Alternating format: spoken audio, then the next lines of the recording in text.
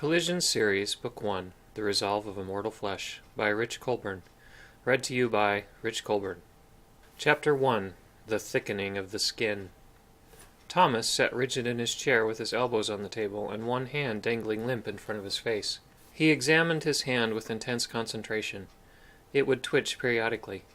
He reacted to the twitching with a suspicious sideways glance. After several minutes he diverted his attention to a salt shaker, studying it with similar determination. "What are you doing?" his mother snapped from behind, expecting to startle him. Thomas didn't flinch, but slowly turned to her with the inquisitive expression he wore most of the time. "I can move my hand just by thinking about it. Why doesn't it work with the salt shaker?" Mildred sat next to him and sighed deeply. "Where do you get these questions? For heaven's sakes, you're 5 years old. Couldn't you go play with blocks or something?" "I tried, Mom. I couldn't move those either, unless I used my hands." Mildred groaned internally. She rubbed the bridge of her nose and tried to think of what to say. She had recently struggled through an explanation of why mirrors reverse images from left to right, but not up and down. Thomas hadn't seemed quite satisfied with her answer. A few hours later he came to her holding a mirror over his head, excitedly pointing out that mirrors do turn images upside down if you hold them correctly. When Thomas asked how to know the difference between being awake and dreaming, she had smiled and told him to pinch himself. Her comment had turned into a debate about the definition of pain, finally concluding with Thomas assuring her he had dreamed of pinching himself, and it had still hurt. When he had asked her why he could only experience things through his own senses and not through other people's, she told him to ask his father. Now he was asking about telekinesis, and she wasn't sure she had the mental energy to deal with him. Mildred's reminiscence was broken by the sudden awareness that Thomas was staring at her with enormous blue, imploring eyes. Hesitantly she ventured, "You can move your hand because it's connected to your brain through your nervous system. The salt shaker isn't connected to your nervous system." Thomas looked curiously at the salt shaker, then back at Mildred. "My hand is connected to my nerves, and my nerves are connected to my brain, right?" Mildred nodded. "What connects me to my brain?" "Your soul lives inside your brain," she assured him. Thomas seemed to have realized something profound. "If I could connect my soul to the salt shaker the way it's connected to my brain, could I move the salt shaker?" "Sure," Mildred said tersely. She stood up and headed for the sink. "You let me know how that works out. In the meantime, use your brain to tell your mouth to finish your breakfast."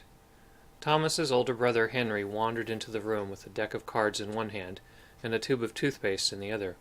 He mumbled incoherently to himself while pacing around behind Thomas. "What are you doing?" Thomas finally asked. "I'm pretending to be a retarded lion stocking a cooler full of hamburger," Henry said. He held up the toothpaste and the deck of cards with a smile. "I just thought of a great new way to make a house of cards." Mildred came up behind Henry and snatched the toothpaste from his hand. "Don't even think about it," she warned. "And you kids better be on your best behavior tonight, or so help me. I want Susan to think we're halfway normal." Henry blew a raspberry. "You mean you want her to be deluded like all your friends?" Mildred had been on her way back to the sink. She stopped cold and whirled on Henry, swatting haphazardly at his head. "Don't talk back to me, you little smartass." Henry covered his head and ducked, offering an "ouch" and "please have mercy," mostly for Mildred's benefit. Mildred turned back to the dishes, satisfied she'd landed at least a couple of blows. Henry rubbed his head and stuck out his tongue at Mildred as she walked away. He turned to Thomas and held out the deck of cards. "Here, Sally, see if you can swallow these and cough up a string of paper dolls." "Why do you call me Sally?" Thomas asked. "Why do you call me Henry?" "Because it's your name." "Yeah, well, it's a stupid name. Sounds like the name of a 50-year-old door-to-door walrus salesman from Toledo." "Excuse me, miss, my name's Henry, and I represent Wally's Wonderful Wombats and Walruses. Would you mind if I came in and gave you a free demonstration?" "I swear our parents are psychotic." "I heard that," Mildred threatened. Thomas smiled at Henry, then took a single card from the deck. By chance, it was the ace of spades. He carefully slipped it behind the waistband of Mildred's skirt without her notice, then looked to Henry for approval. Henry smiled at him, letting one eye cross just a little. "Way to go, Sally. From now on you'll be known as the ace of spades." Henry was chuckling warmly to himself as he looked at the card stuck in Mildred's waistband. He whispered, "I hope it's still there when What's-Her-Face gets here. Ace." The room was suddenly very still and quiet. Had a cloud just passed in front of the sun, or were they imagining things? Everyone felt it. A heavy uneasiness, like despair, filled the room. Anthony, the youngest of the three brothers, stood in the doorway staring coldly at nothing, with eyes that weren't quite his. Dried blood stained his hands. probably from torturing an animal he had found outside. Anthony was normally a very pleasant child, creative and energetic, full of life, too smart for his own good and interested in everything. Occasionally something would come over him. The change was marked by a pronounced transformation of his eyes. They became bloodshot and impossibly dilated, like vacant black sinkholes. The typical brown took on a gray hue, and the soul behind them was remorseless and determined. "Go to your room, Thomas," Mildred calmly commanded. "I'll call your father." Whatever happened between Anthony and his parents on these occasions, Thomas was never privy to it. Once, from the opposite end of the house, behind the closed door of his room, he'd heard screaming and shouting from his mom and dad, accompanied by unearthly guttural noises. It had gone on for what seemed like an eternity as he lay huddled in his bed, struggling between doing what he was told and yielding to his curiosity. He'd asked repeatedly for details, but even Henry refused to comment, sometimes shaking as he tried to change the subject. As he walked down the hall towards his room, Thomas couldn't help but wonder if Anthony's change was connected to the unusual guests his parents had regularly begun hosting. Once again he found himself sentenced to a prison of solitude and ignorance, waiting for the end of whatever was about to happen. And then there was that feeling. It wasn't just him. The rest of the family could tell there was a presence in the house. It was as if something evil was following just behind and staying out of sight. He wondered if something could hide, if that something knew just the right places to be to avoid being noticed. He would turn quickly, hoping to catch whatever it was before it could duck around a corner or into a closet. But at best he might catch an uncertain glimpse of a dark object flashing in the corner of his eye. The sense of an evil presence intensified, as if it were closing the distance between them. He sprinted towards his bedroom door, slamming into it and knocking it into the wall, then dove into bed, huddling against the wall with his blankets over his head. His breathing was rapid and heavy beneath the stifling bedding. In his logical mind, he suspected the bedding offered little or no real power against the invisible forces of darkness, but he always felt more secure, at least initially, with the thin wall of fabric between himself and the unseen creatures of pure evil. About the time his breathing normalized, a battle began in his mind.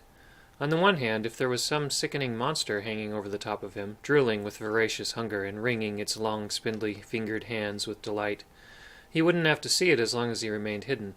On the other hand, it might be better to see in order to assess the danger accurately. In the end, his curiosity trumped both his sense of self-preservation and his fear. He pulled back the bedding. The terror of invisible evil pulsed and vibrated through his body. His eyes searched the room. It was mostly dark, with the bedroom door shut and the blinds down.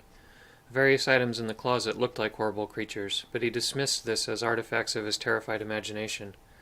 Then it occurred to him he didn't recall shutting the bedroom door. Furthermore, there were stuffed animals leaning against it from the inside. How could that have happened? This was not a good sign. It meant someone or something was in the room with him. But then doors frequently opened and closed by themselves in this house. Didn't that happen everywhere? Maybe the stuffed animals fell off the shelf on the other side of the room and rolled across the room, stacking neatly against the door. Maybe it was nothing. Something moved. Either he saw it or he felt it. He wasn't sure. The stifling horror was so close to tangible, he wondered if it might coalesce into a creature that epitomized the essence of his dread.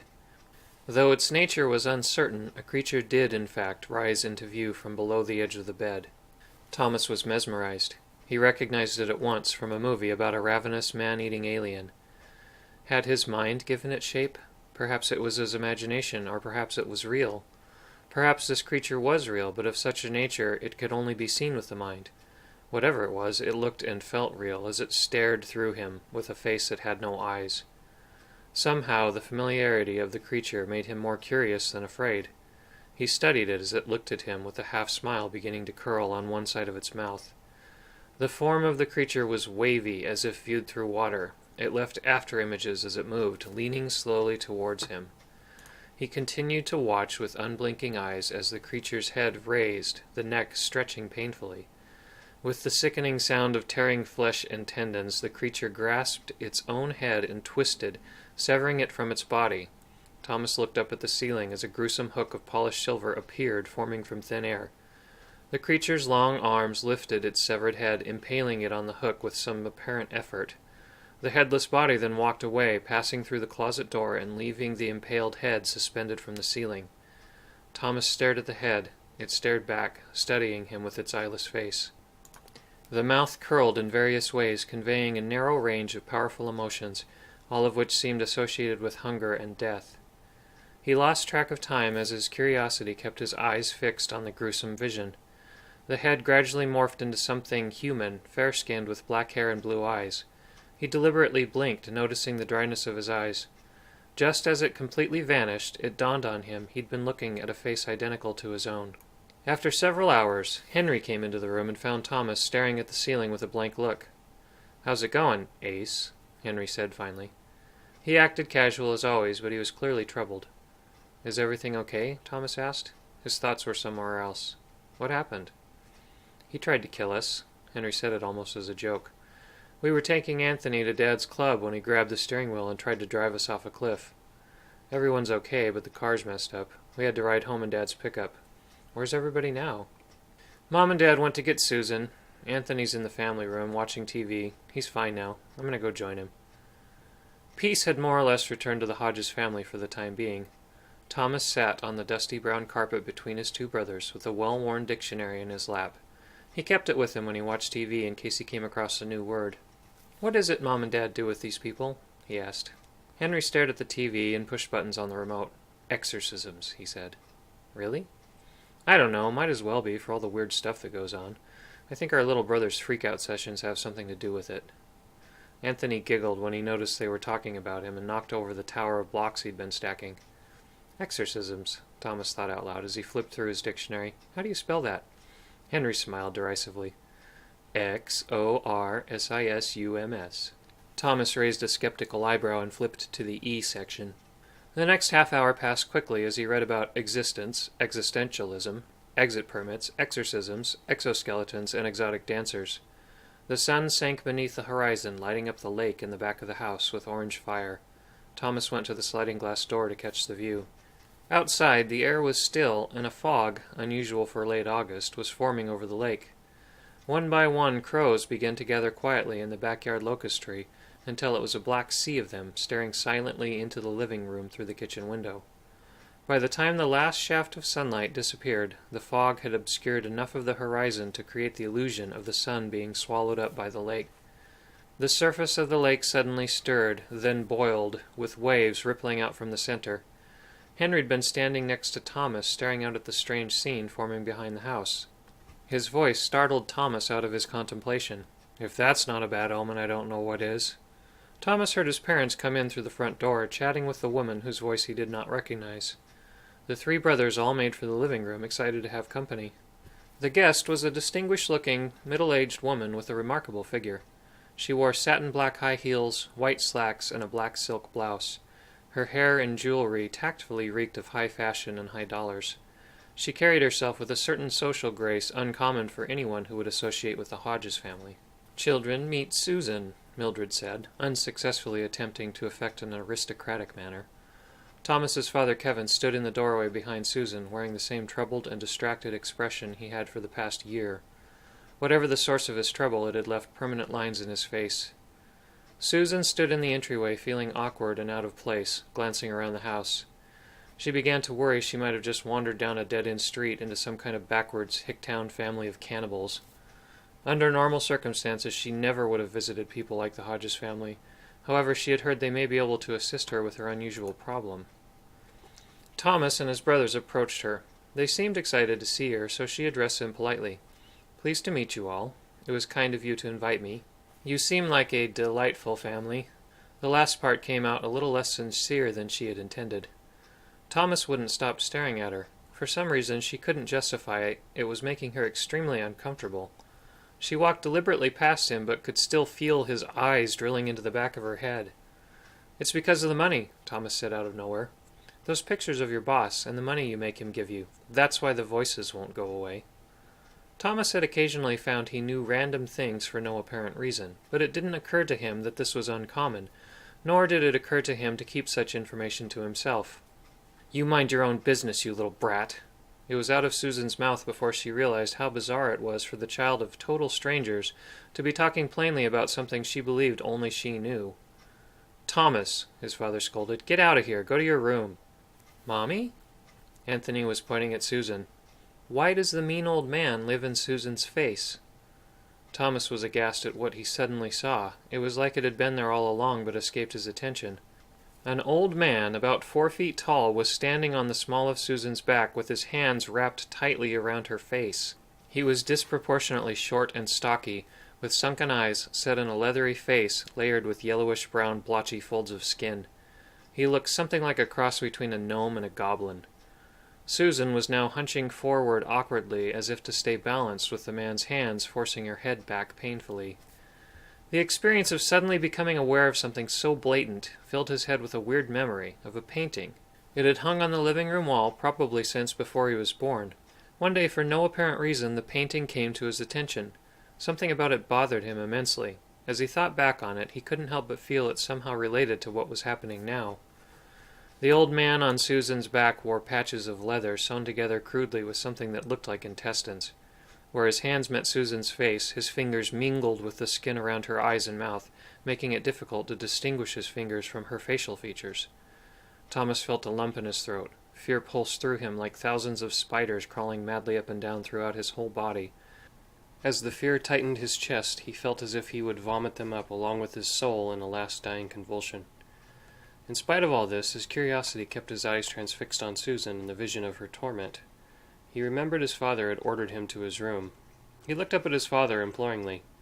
His body was shaking from multiple muscle cramps and rapid breaths. His father only glared at him. Couldn't he see what was happening?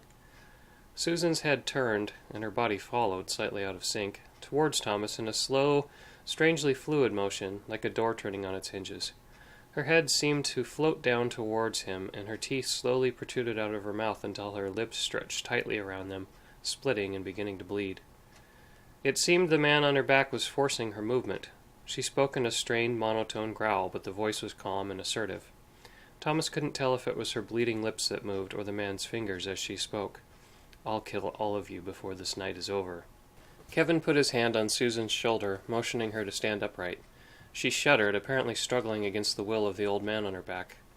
"Come have a seat, Susan. We need to chat." Kevin looked at Henry. "You kids go to your room." Henry stared at his father blankly for a moment, then silently led his 2 younger brothers out of the room by the hand. Thomas sat on his bed, feeling soulless and sick to his stomach. Henry stared out the window. Anthony played with his toy cars on the floor of the bedroom the 3 of them shared. "What do you think it means?" Thomas finally asked. "I think it means we're doomed to grow up and become serial killers," Henry said. "Face it, Sally. Our parents are hell-bent on warping us. Why do you think they won't let me go to school? It's because they're afraid I might find out how screwed up our family is if I'm ever exposed to anyone normal. I wouldn't be surprised to find out our mom is Satan's half-sister and girlfriend." He leaned over and spoke softly in Thomas's ear. "That's right, Ace. Our mom is stepping out on Dad with the Prince of Darkness in an incestuous affair." Thomas had actually looked up the meaning of incestuous. For a moment his mind wandered, conjuring images of his mom and the devil, side by side. His mom with horns and a pitchfork, then the devil with blonde hair and a dress. When his daydream of mom-devil half-breed started holding hands and kissing, he forced the whole scene out of his mind. Henry's crude stories often left Thomas with mental images he wished had never popped into his head. "Why do they keep having people over and making us stay in our room?" Thomas asked. "Are they really doing exorcisms?" Henry sighed deeply. "I think Mom's involved in some kind of cult. You know that old painting that hangs in the living room? The one Dad refers to as that damn thing he wants to light on fire? The one that seems like it's not there, then suddenly makes you feel like it's watching you when you have your back turned?" Thomas shivered just thinking about it. "I hate that thing." "Really?" Henry said in mock surprise. "I like it. Looking at it's like giving yourself a lobotomy with a cheese grater. One of my favorite things to do." Henry paused, hoping for a reaction from Thomas, but didn't get one, so he continued. "The guy in the painting started some kind of church a couple of 100 years ago. A bunch of people thought he was a prophet. I think Mom's part of a secret bunch of idiots trying to revive his teachings. Mom and Dad meet these weird people through their secret cult meetings. I wish they'd just hurry up and contact the mothership, then fly into space and crash into an asteroid so we could go into foster care. What do they really do out there? There's always so much yelling. I told you, exorcisms." "So they..." Thomas tried to recall what he had read. "Cast out evil spirits?" Anthony had been making engine noises as he pushed a toy car along the floor. He stopped abruptly, then spoke in a preternaturally low voice. "That's what we want them to think they're doing." Henry and Thomas looked at each other. Yeah, that wasn't at all creepy, Henry said. Anthony smiled maliciously at their discomfort. He seemed to be drinking in the moment. The look of evil faded from his face as quickly as it had come. He went back to pushing his cars around and making noises. Henry was staring at Anthony with a look of mixed horror and desperation. His mood shifted abruptly to perfectly casual. He looked intently at Thomas. Okay, Sally, here's what we're going to do. Tomorrow morning, before the crack-ass of dawn, you and I pack our bags and leave for the circus. We can become samurai clowns. We'll dazzle the world with our bloody battles and balloon animals. What do you say, Ace? For the next 3 days, Susan remained at the house. The lights were on day and night, and no one slept or ate. Sleeping was impossible with all the screaming and shouting coming from the living room. However, Thomas and his family were strangely unaffected. It was as if the natural laws were temporarily suspended. Being hungry or tired seemed like something that had only happened in dreams. On the evening of the 3rd day, a calm fell over the house. The screams stopped, and the weather changed. Thomas and Henry felt the change and took that as their cue to venture out of their room. Anthony followed. Thomas glanced through the sliding glass door in the back of the house in time to see a massive flock of crows leaving the backyard locust tree. Anthony toddled up next to Thomas and leaned his forehead against the glass, staring off towards the lake. He waved and said goodbye. Kevin stood behind the two of them, sipping a cup of coffee. Who are you waving at, Anthony?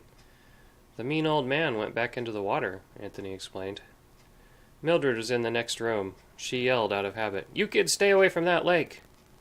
Susan came from the bathroom with an armful of personal effects. She appeared to have made some effort to freshen up, but she carried herself with a weariness of body and soul. She paused only briefly to say goodbye to Kevin and the kids before following Mildred out the front door. Henry stood next to Thomas and Anthony. He whispered in Thomas's ear, "They say if you drink the sacred water from the forbidden lake, you gain the power of Fish Boy." Thomas looked confused. "What power is that?" "Every Tuesday you wake up soaking wet, and you can turn frogs into baseballs." In spite of his attempt at humor, Henry was now staring at the lake with concern. "We've got to get out of here, Betty Lou." Chapter 2. The Black Box. Over the next 7 years, the strange happenings with Susan were eclipsed by even more disturbing events, as new people showed up requesting special help from Mildred and Kevin. The supernatural creatures that manifested during these visits seemed to refine their ability to horrify Thomas with each episode. Anthony made a regular habit of having conversations with dark corners, and his behavior became more dangerous and sadistic each time his eyes changed. When he was in his right mind, he would talk about something he called the Grenalbe. He said it was a group of monsters that lived in a different time, a few seconds behind the world of people. He claimed they were trying to find a way to live in our world, and he felt like he should help them. Mildred had begun hosting private meetings with increased duration and frequency, involving more secrecy, chaos, and sleepless nights. Kevin's involvement with these meetings was always reluctant. He'd once attempted to question the wisdom of what she was involved in, only to have her burst into tears and threaten divorce. Each day the lines in Kevin's face deepened as Mildred forced his cooperation. The strangeness and frequency of paranormal occurrences coincided with Mildred's involvement in her secret group, although it was never clear exactly what they were doing. "He's planning something, Ace," Henry observed as he stared out the back window. Henry had been calling Thomas Ace since he was 5. Now 12 years old, Thomas sat at the table reading The Condensed Guide to Particle Accelerators. "This may be our chance to make a break for it." "Who's planning something?" Thomas asked without looking up from his book. "Have you seen the look in Dad's eyes? When the shit hits the fan, I'm out of here. You've been saying that for as long as I can remember." Henry leaned towards Thomas, pushing his book down and forcing eye contact for dramatic effect. "Yeah, but this time it's for real, Margaret. In spite of Mom and Dad's best efforts to protect us from the outside world, I've managed to make a few friends. As soon as their backs are turned, I'll be no more than a silhouette fading below the horizon." "It's not so bad here." Thomas was unsure of himself as he said it. In truth, he had no basis for comparison. Henry was the only one of the three of them to have spent any significant portion of time away from the house. He was in the 5th grade when Mildred had decided to pull him from school. Thomas and Anthony had been kept home from the beginning. Henry was overly theatrical as often as possible. Drama and satire were his means of coping with his childhood. He stretched out his hand majestically towards the foothills north of the house. "Beyond those hills is a new frontier, Ace. A world without crazy people keeping you awake all night with demonic shrieking. A world where objects don't move by themselves. A world without parents obsessed with contacting the spirits of dead prophets." "What?" Thomas put down his book. What was that about dead prophets? Henry leaned close again and glanced side to side suspiciously. He whispered, "That's right, Judy. Mom would have me hamstrung if she knew I was telling you this, but I overheard her talking about what her little group of nutballs is actually doing. They're trying to bring a 17th century cult leader back from the dead. They think he's some kind of oracle." Thomas raised one eyebrow. "I know Mom and Dad are a little crazy." "A little crazy?" "Yeah, and the Pacific Ocean is a little wet. Their cheese slid all the way off the cracker, landed on the floor, and was licked up by squirrels before you were even born. About the third time Mom tried to take your temperature with a pencil, you should have run for the hills." Henry picked up a pencil off the table and stared at it with his eyes crossed and spoke in a high-pitched voice. "You don't have a temperature, dear. It's the same as always. 2. Henry put the pencil down and sighed. "I'm going to go put on my kryptonite socks, Matilda. Maybe you should stop reading about supersonic dust motes and get a book on how to survive in the wild. Tonight there's going to be a jailbreak." That afternoon, Kevin came home from work early, accompanied by 2 gruff-looking men dressed all in black. They were tall and burly with short hair, and they moved quietly but deliberately. Each carried 2 large black duffel bags that made a metallic clank when set down. The 2 men stepped out the back door. Kevin addressed Henry. His tone was cold. "Where's your mother?" "She's in the basement with Anthony as usual," Henry said, without any of his normal dramatic flair. Thomas and Henry were glued to the sliding glass door, watching as Kevin and the 2 men claimed the patio as a staging area for some kind of mission.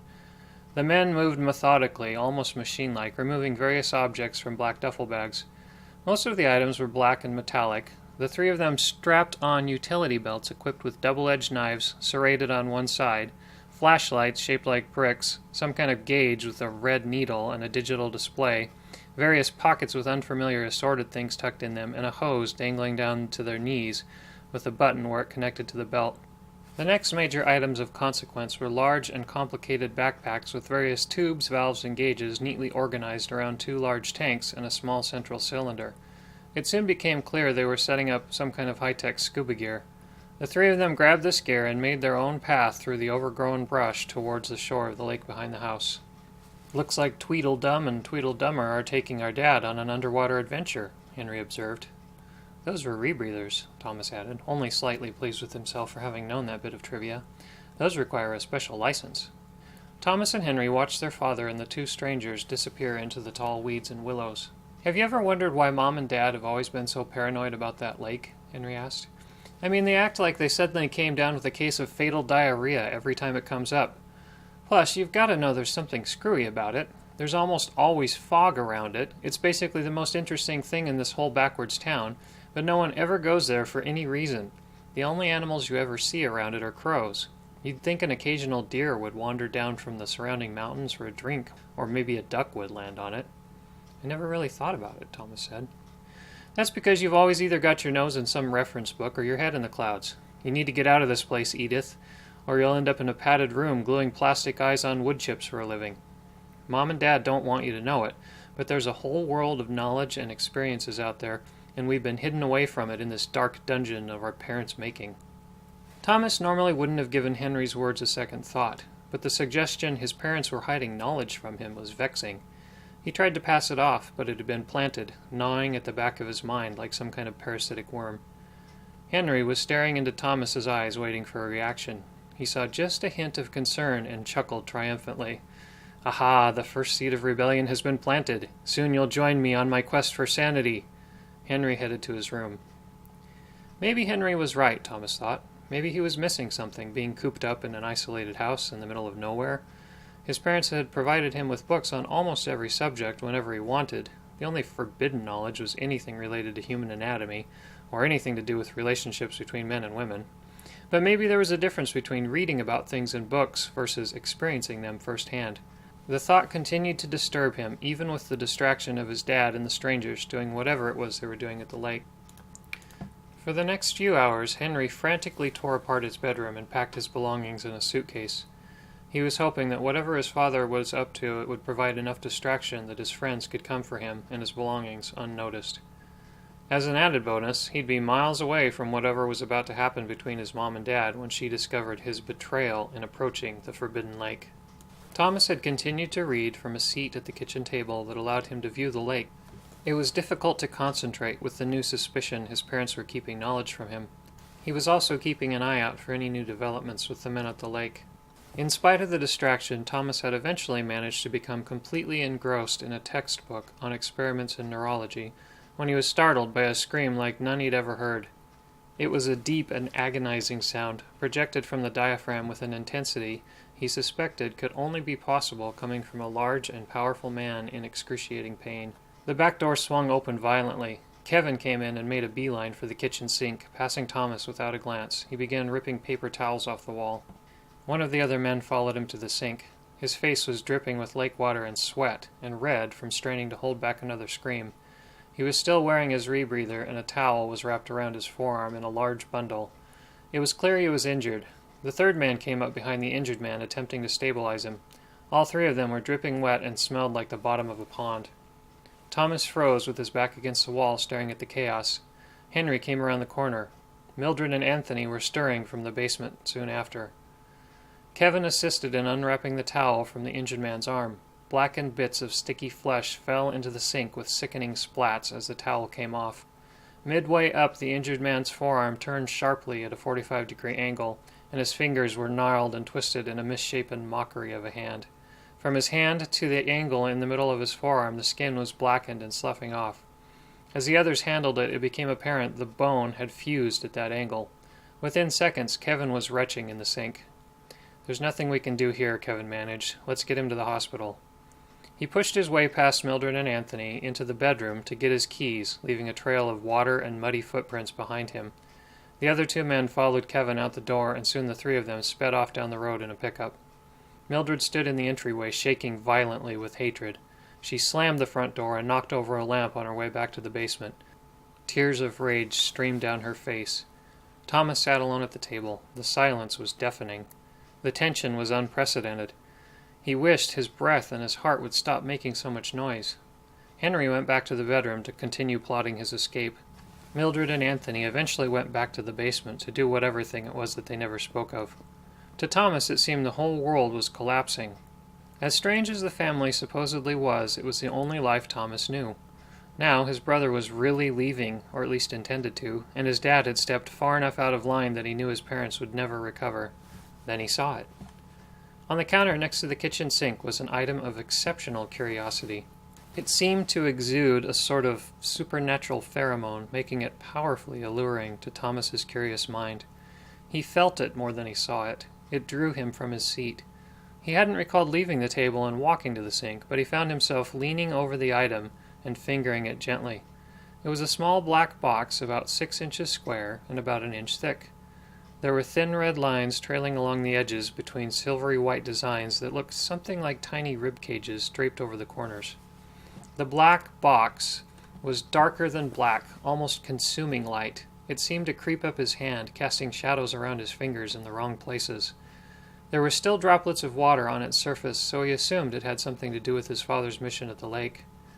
Thomas felt a nagging guilt as he picked up the black box, assuming his father would be furious with him for even looking at it. It was heavy and smooth, probably metallic, and unnaturally warm to the touch. He rotated the box, feeling for crevices, indentations, latches, or any other sign of how it might open. However, the box kept its secrets well, making it all the more tantalizing. For now, it was little more than an irritatingly curious paperweight. He heard a sound behind him and quickly dropped the box on the counter, spinning around with a gasp. The front door opened and 2 young men poked their heads in slowly and sneakily. "Where's Henry?" one whispered to Thomas. Thomas felt a pang of something. He wasn't sure whether to label the feeling as sorrow, shock, anger, or disappointment. His brother leaving under such chaotic circumstances left him wondering if he would ever see Henry again. Now that Henry's friends were here, the reality of his departure sank in. "I'll go get him," Thomas said with painful hesitation. It took effort for him both to leave behind the object on the counter and to aid his brother's escape. Even so, he forced himself to walk to the bedroom. He knew Henry was better off getting away from the impending family trauma anyway. Thomas poked his head into the bedroom. The walls were strangely bare. Posters Henry had hung there years ago were gone. The closet door was open with a huge gap where Henry's clothes had been piled. The shelf where Henry had kept his favorite models was empty. Thomas swallowed the lump in his throat. His voice was thin. "Hey, your friends are here." Henry spoke under his breath as he set a box at Thomas's feet and grabbed a suitcase off his bare mattress. "Help me out, Ace." Thomas picked up the box and walked to the front door. His heart tugged at him not to let Henry go, but he pressed forward. He felt like he was letting go of a small part of his soul with each step. One of Henry's friends relieved Thomas of the box and rushed out to a car parked in the driveway with the motor running. Henry passed Thomas, suitcase in hand, and headed outside, closing the door behind him. Thomas stood inside, staring at the closed door. He didn't even say goodbye, Thomas thought out loud. Henry couldn't really be leaving, not after so many years of living in the same place. How could he do this? Doesn't he know that it's impossible to make it on your own out there in the world? Mom and Dad had taught them nothing, if not that. Henry barged back in the front door and grabbed Thomas, hugging him tightly, lifting his feet off the floor. "Take care, Ace," Henry said. He set Thomas down and mussed his hair. "You're a smart kid. You'll do fine. Just remember to think for yourself. Don't let Mom and Dad tell you what to believe." And with that, Henry walked out the door for the last time. Thomas stood quietly for a moment, pondering. Such a curious thing, dear ducks. How strange that subjective interpretation of the significance of an event could trigger glands in the body to secrete a saline solution. Thomas sat alone in the kitchen for the next few hours, struggling to control the saline glands in his eyes, while trying to make sense of everything. Think for yourself, Henry had told him. No one had dared defy Mildred until now. First, Kevin had done the unthinkable by approaching the lake. Now Henry had left home. He actually left home. Could Thomas do the same thing? The seed had been planted when Henry suggested his parents were hiding knowledge from him. The consequences of Kevin and Henry's defiance of Mom remained to be seen. There was a boldness there that Thomas knew he lacked. To stand up to Mom openly and disagree was such an alien concept. He knew the idea would take time to digest. Thomas eventually noticed he was hungry, but the fridge was empty, aside from a block of cheddar. He knew he wasn't supposed to have it, but he'd been toying with the idea of rebellion, so he grabbed a knife and went for a slice. He was startled by a sound outside and cut his finger. Kevin came in alone with a crazed look in his eyes and went straight to the sink. He scanned the counter for the black box. He noticed it was turned over and had moved a few inches from where he left it. As he picked it up, he looked at Thomas. Thomas's heart jumped, but he kept his appearance calm. Kevin marched past him out the back door and headed towards the lake. He gathered the equipment strewn around and brought it to the back patio, stuffing it into the packs, then finally loading it into the pickup. After changing his clothes and packing his suitcase, he passed Thomas in the kitchen and walked out the front door without so much as a glance. Thomas watched his father drive away. First Henry, now his father, just like rats fleeing a sinking ship. What was he to do now? For a moment, he seriously considered Henry's suggestion to join the circus. He put a bandage on his finger, then retreated to the only escape he knew, plopping onto the floor with a reference book in his lap. For the next week, Anthony never once emerged from the basement. Mildred periodically came upstairs, but only for as long as it took to grab provisions for her and Anthony before descending again. Thomas was left alone to fend for himself. Fortunately, there were several cans of soup in the pantry. Thomas became obsessed with Henry's suggestion that Mom and Dad were hiding knowledge from him. The more he thought about it, the more evidence he recalled. Why did Mom forbid him and Henry from the basement? Was it normal for parents to give preferential treatment to one sibling? What about a mother refusing to speak to her child for days at a time? Could it be there were families where this kind of behavior would be considered abnormal? What about all the apparitions? Did every household regularly have experiences his books refer to as paranormal? Thomas was beginning to feel trapped and jealous of Henry, who was out in the world experiencing and learning things that Thomas could only dream about. He'd certainly read about all the wonders the world held, but reading about it wasn't enough anymore. He wanted to see it for himself. On the night of the 6th day since Henry and Kevin had left, Thomas lay in his bed peacefully dreaming about a crow. As the dreamscape began to take shape, he found himself standing in knee-deep snow in a forest of evergreens. The crow was in front of him, standing on a car-sized granite rock that was smashed to rubble in the front and cracked down the middle, as though it had been struck by something massive moving at high speed. There was a wall of trees on his left and another on his right, but in the place where he stood, facing the crow, the trees had been knocked down and broken in pieces. He realized he was standing in a row of destroyed trees that stretched as far as he could see. "What happened to the trees?" he asked the crow. The crow was cheerful. It spoke with a slightly British accent. "Well now, that does indeed seem a good question, and the very question I came to investigate." "So you don't know then?" It suddenly seemed odd to Thomas that it didn't seem odd to be having a conversation with a crow. The crow puffed an indignant guffaw. "Well, if you really must know, we suspect the damage was done by a rather unusual cat. Not that that's any of your business." Thomas surveyed the damaged trees. "That's some cat." "Yes, well, never mind now. You'd best be waking up. Something terrifying is about to happen, and you don't want to be caught unaware." Thomas sat bolt upright in bed. The crow's warning had set his heart pounding. He came to his senses and made a mental note. At some point he should evaluate the wisdom of taking advice from talking crows. His room had been exceptionally lonely for the past week. It had made sleeping difficult. Now he was wide awake, and he knew it wasn't likely he'd get back to sleep any time soon. He reached for the switch on the lamp next to his bed, planning to read for a while, but stopped short and grabbed his ears. A sound like 1,000 junkyards filled with broken glass and nails being dragged across 1,000 chalkboards instantly resonated through the house, vibrating his entire body. The bulb in the bedside lamp shattered. Thomas held his head tightly for several seconds, sure his ears and his eyes must be bleeding by now. The noise gradually broke into more distinct frequencies, with each specific tone gradually fading out until the room was quiet again, with the exception of Thomas's pounding heart. He fought to contain his anxiety and adjust to the burning sensation he felt throughout his body. Something warm and sticky seeped from his tightly closed eyes. He wiped at them with his finger. They were bleeding. He rubbed his eyes and blinked until he was able to see again, but it hurt, like his eyelids were made of sandpaper. Though his vision remained somewhat blurry and the room was nearly pitch black, he noticed that he could make out a pattern in the textured wallpaper on the opposite side of the room. Something else caught his attention. There was a dim glow beneath the bedroom door. Most likely the kitchen light was on. It made sense that someone else would be awake after a noise like the one he had just heard, and felt. His eyes were drawn back to the pattern in the wallpaper. It was changing. In an area about the size and shape of a large man, it twisted and contorted as if the wall was melting. He looked around the room, thinking perhaps it was a quirk of his vision, but the distorted section of the wall remained distinct and in one place. He scooted away instinctively until his back came against the wall. At the topmost section of the distortion, a group of blue glowing lights protruded from the wall, each about the size and shape of a tennis ball. The lights bobbed around in a snake-like dance, slowly moving towards him. Beneath the blue lights, a cloud of billowy black shadow coalesced into something vaguely body-shaped, giving the general impression that the blue lights were surrounding something like a head. The figure had completely entered the room now. It paused briefly. Thomas felt sure it was examining him. Then slowly the blue lights gathered on one side of the figure. It was turning away from him. There was a sound like a sheet being ripped violently from a bed as the figure moved, fast as lightning, passing right through the closed bedroom door. A faint blue glow briefly emanated beneath the door, then quickly faded.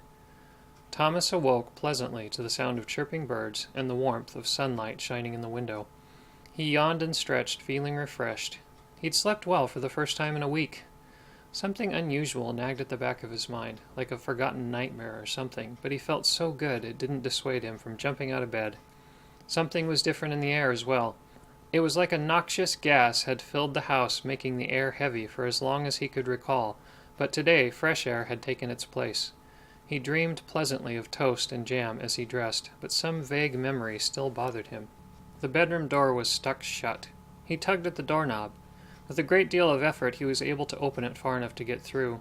The bottom of the door was wedged tightly into the carpet. Sometimes doors stuck in the dead of winter, swelling from moisture and temperature changes, but this was not the dead of winter, and the gap had been enough to see light from the hall. As he made his way down the hall, he paused momentarily at his parents' bedroom door. He heard his mom crying. Had she ever cried before? Certainly not softly as she did now. He went to the kitchen. His father sat at the table with a cup of coffee reading the paper.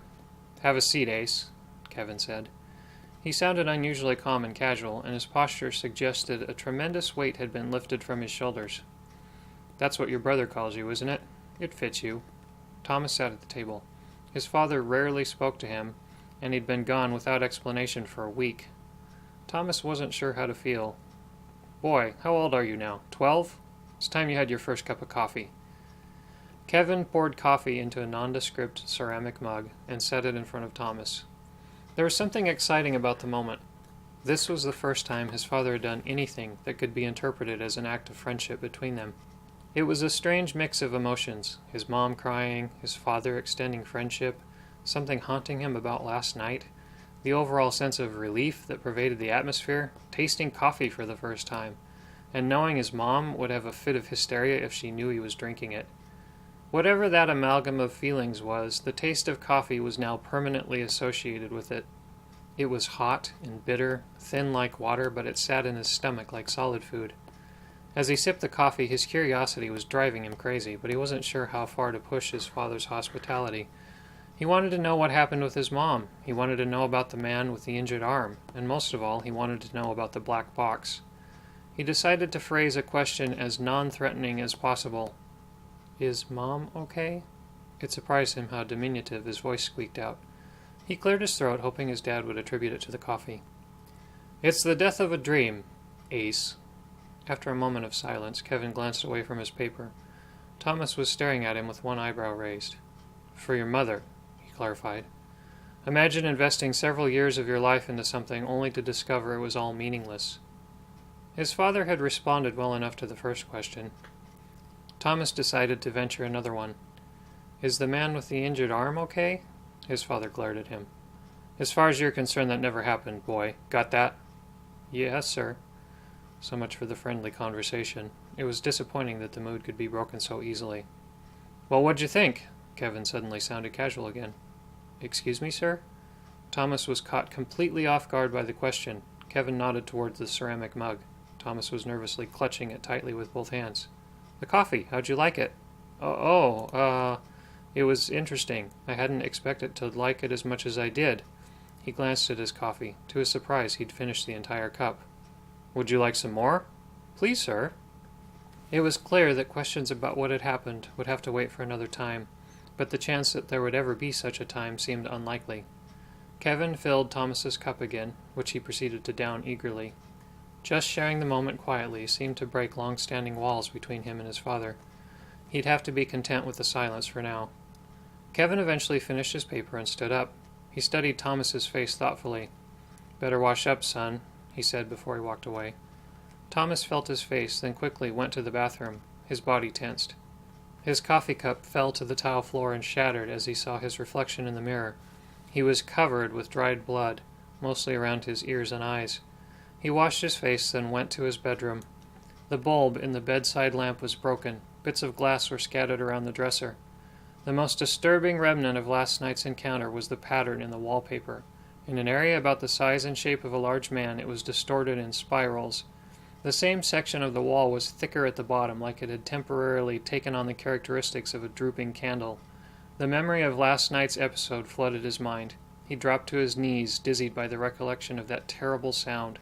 He'd seen many strange and disturbing apparitions throughout his life, but whatever it was that had entered his room last night left him with the impression it was more powerful and in a position of greater authority than anything he had encountered before.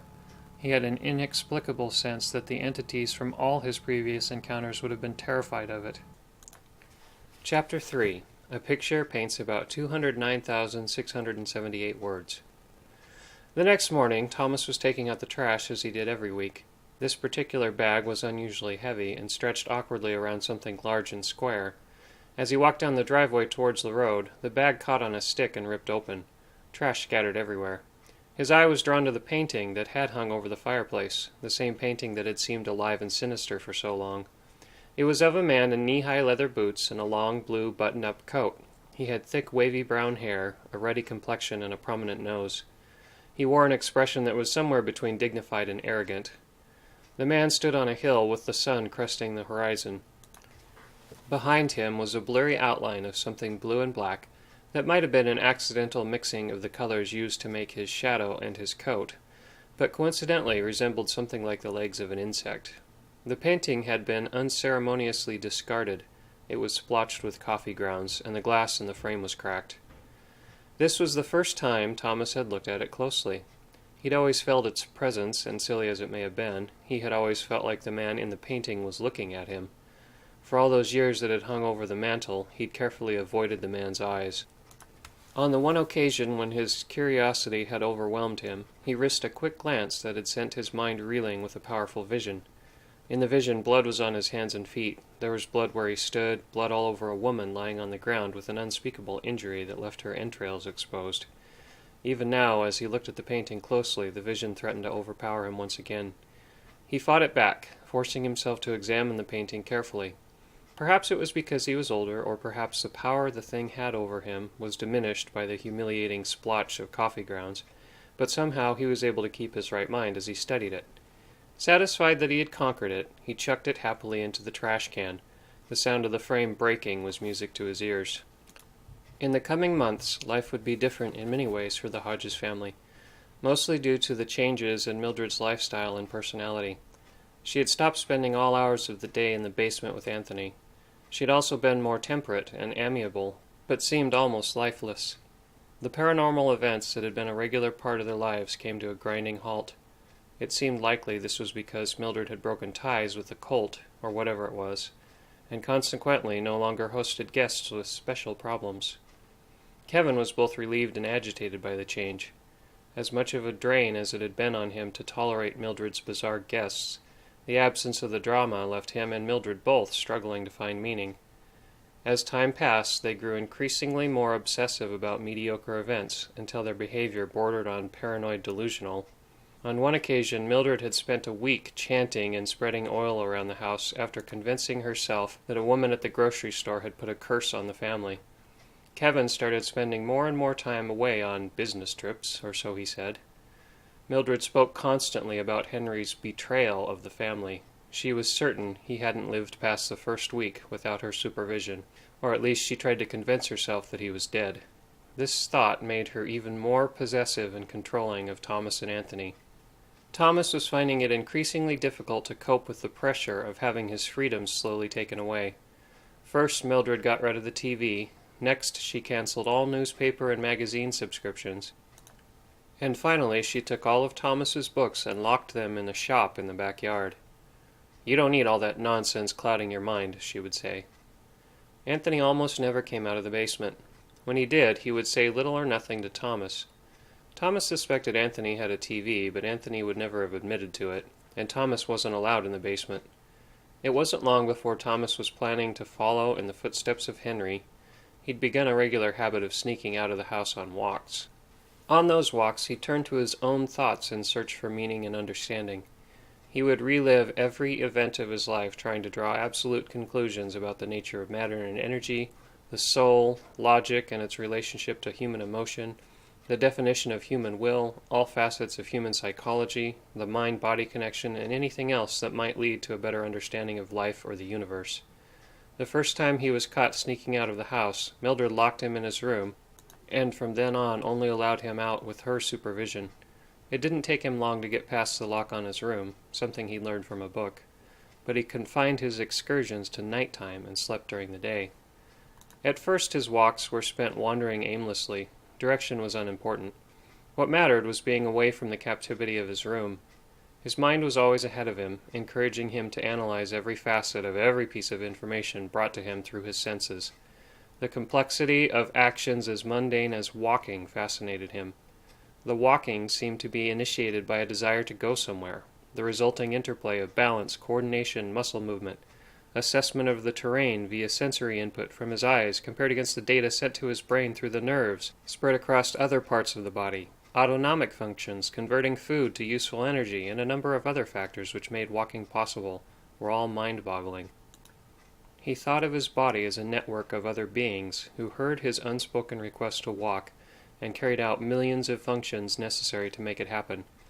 This aroused a suspicion that life was not simply happening around him, but every detail of every event was carefully planned by some unseen mastermind. During his aimless walks, he developed a complex and highly opinionated philosophy of life. His walks had eventually taken him as far as the center of town. Without any prior experience with people or tasks as common as buying something at a store, crossing a street, or greeting a stranger, Thomas was a curiosity to most of the people he encountered between the hours of 11 p.m. and 6 a.m. Under normal circumstances, a boy his age would have been picked up by a police officer and taken home if found walking around at such hours. Though he didn't realize he was doing it, Thomas instinctively avoided anyone who might have been a threat to the sanctity of his nighttime jaunts. He seemed to have an inborn knack for staying out of trouble, almost as if he could sense when people would or wouldn't be paying attention to particular places.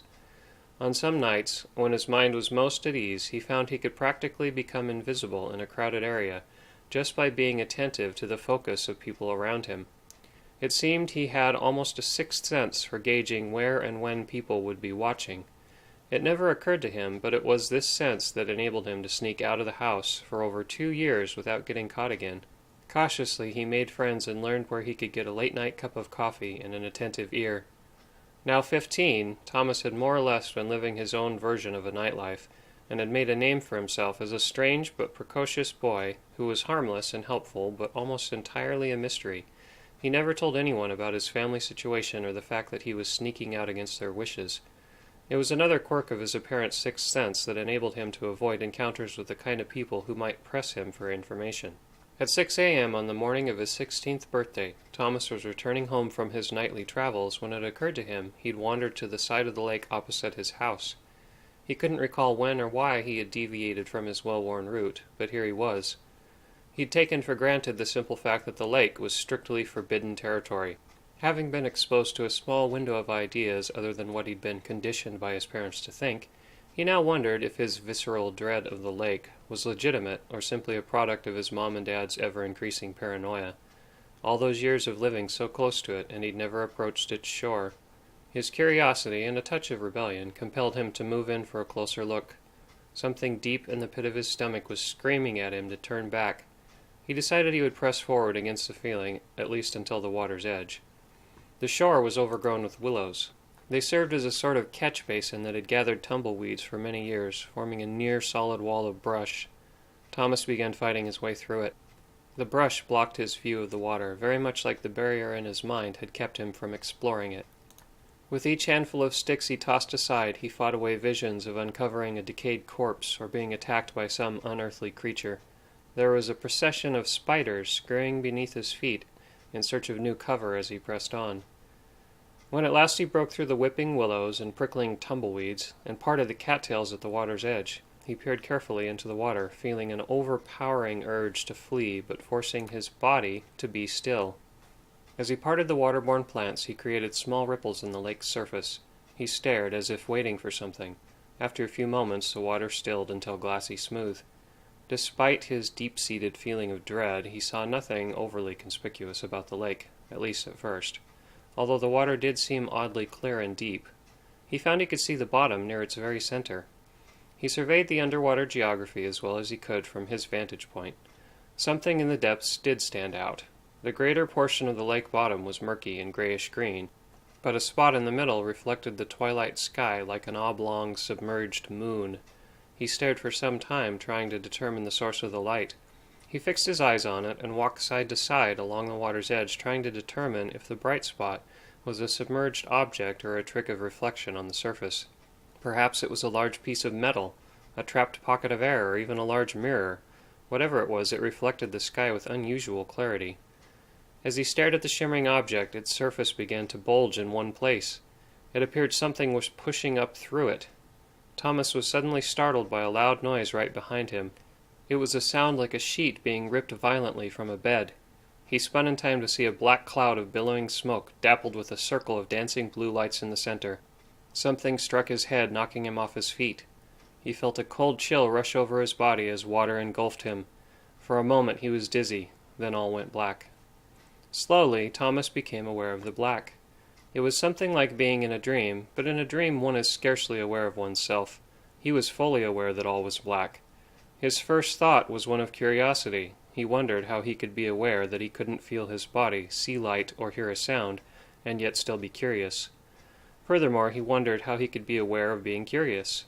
It seemed that his desire to know drove most of his actions, but what was he that he should be aware that he was driven by curiosity? Wasn't it his curiosity that drove him to ask even this? Could it be that his innermost being simply was his curiosity? Did this curiosity then exist independent of the external world of sensory input? If so, what role did his sensory experience play in what defined what he thought of as himself? As he curiously pondered his curiosity, the black began to take shape. "Just like animals," an unknown voice said. "Excuse me?" Thomas said. His words somehow soundlessly took shape in the black of his lucid unconsciousness, irrespective of his obvious lack of any mechanism for speech. "But you're not like the animals, are you, Thomas? Who are you?" "What do you seek, Thomas?" "I seek to understand." "Then you will find who I am in time. Can you tell me your name?" "I'm the mediator." The conversation going on in his mind repeated itself for an indeterminate amount of time. At some point Thomas became aware he was lying on a table, feeling very cold and out of sorts. When consciousness had sufficiently set in, Thomas found himself unable to breathe. In a moment of panic, his body flew into violent convulsions. A spasm flung him to the floor, landing him face down on his knees and elbows. He vomited and coughed uncontrollably, covering the floor all around him with watery bile until he was too exhausted to move. The skin of his arms was grayish-blue, and his entire body felt like it had been in deep freeze. As his convulsions turned to shakes, he was overwhelmed by the urge to warm himself. His eyes searched the room frantically, with an almost animal instinct for something to cover himself with. He realized he was naked, floundering on a tile floor that felt unusually warm to his hypothermic body. The next 2 hours were spent huddled in a corner, shivering. As the circulation returned feeling to his extremities, Thomas discovered an all-encompassing level of pain he never would have thought possible. Waves of agony pressed on him from every nerve fiber and pulsed through his veins as if his blood were acid. His joints ached, his muscles ached, his guts ached, his skin felt like it was on fire. His eyes and sinuses were stinging and irritated. Spasms continued in various places, often seizing him with cramps that contorted his body in further agony. He fought to keep his sanity as he struggled to stretch his muscles, forcing himself to stay conscious, keep breathing, and endure the pain. The attacks eventually subsided, leaving him weary of soul and body, still huddled in the corner. The walls and floor now felt cold. The emptiness he felt in his soul was a far worse pain than anything he'd endured physically. He was certain a good part of him had died. This newfound agony of spirit was something like watching his personality drained from him. He imagined himself grasping at little bits of his soul like wisps of smoke drifting away, still vaguely aware of the emotions they contained. As the last scent of his old self faded to a distant memory, he felt cold and dead inside. He wished he could weep, but found the glow of life in him was too dim to feel sorrow enough for tears. Somewhere in a distant corner of what might have been the mind of his former self, he saw an image of a boy like himself, bent over, choking on dry sobs. When part of a man dies, leaving a void behind, those parts which remain alive grow to fill that void. The words echoed through his head, but the voice was not his own. It was the voice he had heard in the black of lucid unconsciousness, the voice of the one who called himself the mediator. Whatever could be said about those words, they gave him the courage and motivation to stand. He did so with great difficulty, his legs wobbling, threatening to give way. Leaning against the wall, he began to explore the room, navigating at first by the light from a single window. Twilight shone in, so he assumed at first it must still be dawn. He decided he didn't know that for certain. A clock on the wall suggested the light was dusk. How long had it been since he was knocked out at the lake? Was it even the same day? With his first attempt at a step forward, he felt something irritating clinging to his big toe. He leaned over, nearly toppling to his face, before catching himself on the edge of a table, and pulled at the thing. It was a paper tag tied to him with a thin piece of string. He worked the string off his toe and held the tag up to the light. There were fields on the paper, including name, age, sex, race, weight, length, time of death, and cause of death. The bottom was signed and dated by a coroner. According to the tag, Thomas had deceased at about 7 a.m. due to drowning. With all that had happened, his only thought about the tag was how odd it was that the body is measured by length, but a person is measured by height. He concluded it must be because a body generally lies flat. He dropped the tag, caring nothing for where it might land, and stumbled around the room looking for a light switch. After a brief exploration of his surroundings, he used a dissection kit to bypass a lock on a chemical cabinet. He found a smock inside. It wasn't exactly a pair of pants and a t-shirt, but it was better than being naked. On the counter where he had found the dissection kit was a sheet of paper that indicated his autopsy was scheduled in 1 hour. It didn't take Thomas long to digest what had happened to him. Apparently, whoever had found him at the lake had misdiagnosed him as dead. He had read of such cases in the past, though where and when he couldn't remember. A vague recollection surfaced of a woman found unconscious and thought to be dead, waking up in a hospital to the shock of family members who'd come to pay last respects. Another story came to mind of a man at the morgue, sitting up after several days and talking from then on about the afterlife. Whether or not there was any truth to these stories he couldn't be sure, but they seemed more reasonable now. So here he found himself. His family most likely had been the ones to find him, and they too, no doubt, thought him dead. Come to think of it, he was legally dead as declared by the state of Colorado, according to the toe tag. This might be a rare opportunity. Fake deaths were the plot of many television shows and books. It was unfortunate that he had no life insurance. At the forefront of his mind was the realization that this might be an opportunity to get away from his family situation permanently. He considered making a break for it, but wasn't sure if he should hang around to find out more about what had happened. The decision was made for him. He stared listless as the county sheriff walked in, accompanied by 3 surgeons. The sheriff dropped his jaw and his clipboard, then cursed. "What the hell's going on?" the sheriff said nervously. The surgeons looked at him in disbelief. "Is this some kind of a joke?" one of them accused. After looking closely at Thomas, the surgeon thought better. The dark circles around his eyes and his pasty gray complexion gave him the look of a zombie having an exceptionally bad day. The head surgeon quietly dismissed the other 2, explaining there would be no autopsy. "Could I please have my clothes?" Thomas asked politely. "It's really cold here." Thomas was escorted to a private examination room where he could sit comfortably, and given clothes, a blanket, and a cup of hot chocolate. As he was putting the shirt on, the fabric kept sticking painfully to his shoulders and upper back. It felt like he'd been cut in several places. He carefully pulled up the back of his shirt and glanced over his shoulder into the mirror on the wall. The stinging pain was a result of a series of wounds stretching across his back and partway down both his arms. They were unlike anything he had ever seen. Not really cuts, but not really burns either. It was like something had drawn blood and tissue up through his skin, leaving marks that were red with burst capillaries, but already appeared to be scarring over. Their unusual nature wasn't nearly as unnerving as their shape. A message had been drawn across the top of his back and shoulders in letters about 1.5 inches tall and red with his own blood. Just outside the room, the sheriff and the surgeon were arguing. The surgeon had insisted on examining Thomas, and the sheriff had insisted on asking him questions. They walked in to find Thomas staring at his back in the mirror. "I'd like to ask you about that wound, son," the sheriff said. "It's the same message that was burned in the brush and melted into the sand in 2-foot letters on the shore of that lake where we found you."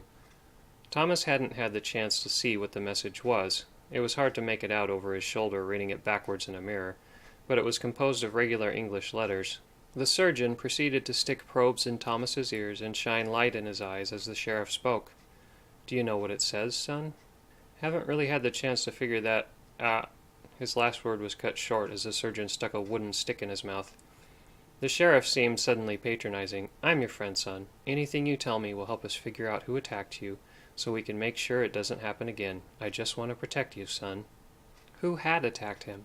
The last thing he recalled at the lake was the image of the same creature that had melted the wall and the door of his bedroom years ago.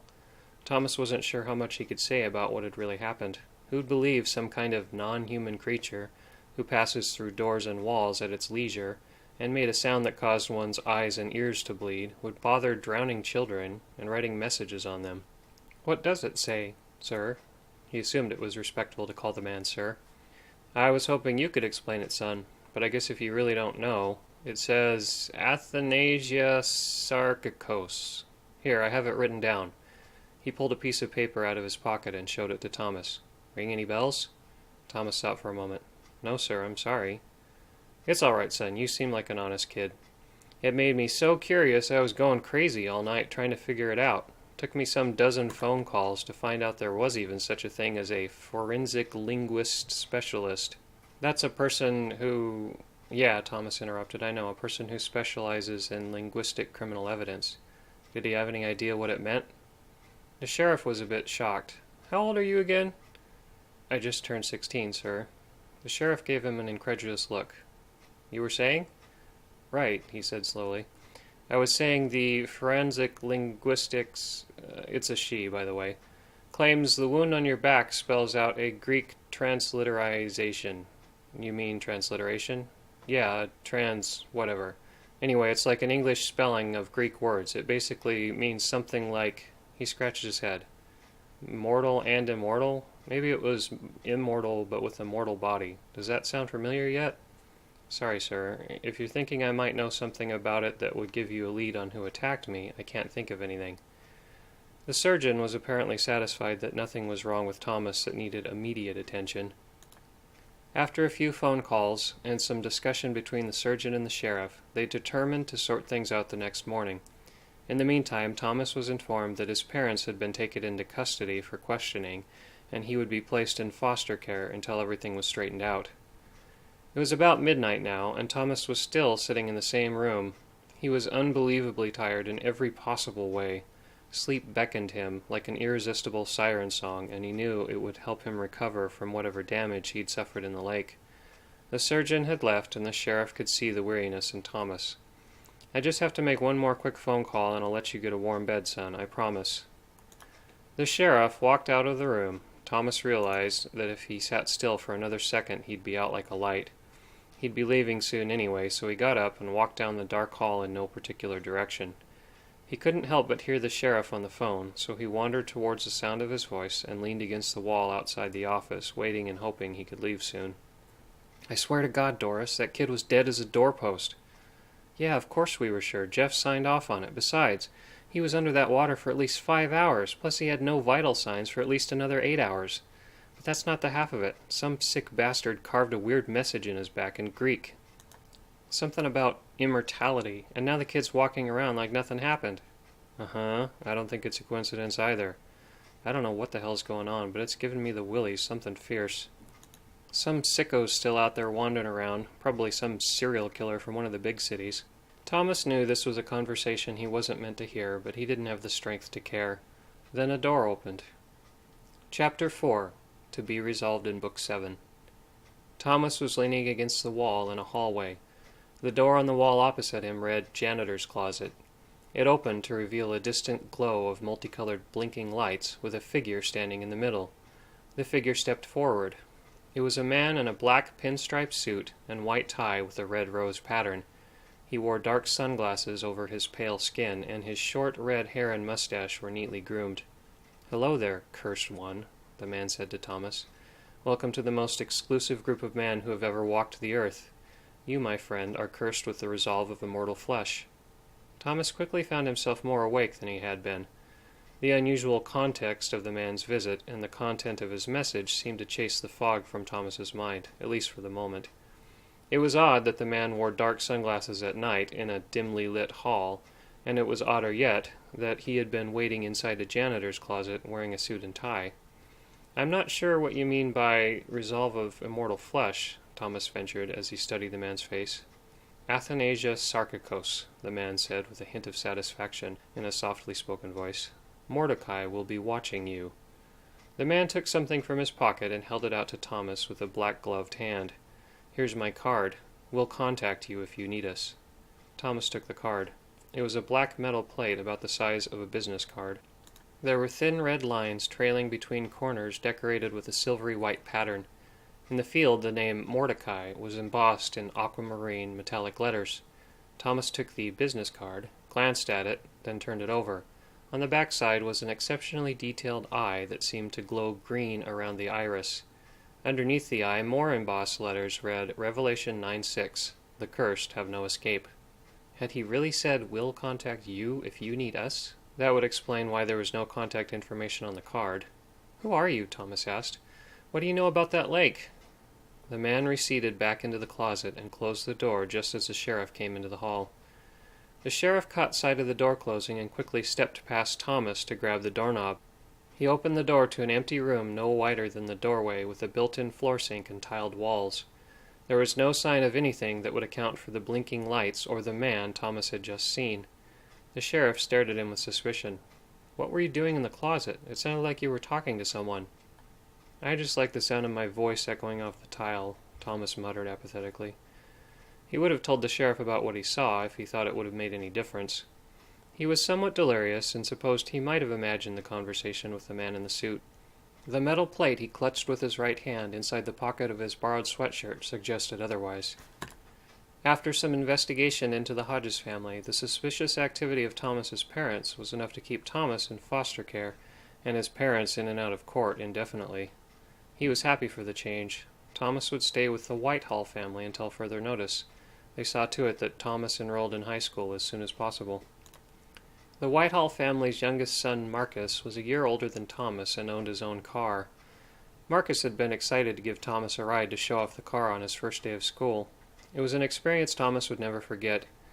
Marcus pulled out of the garage with a mischievous grin on his face and backed onto the pavement with the determined intensity of a driver taking his place at the start of the Indianapolis 500.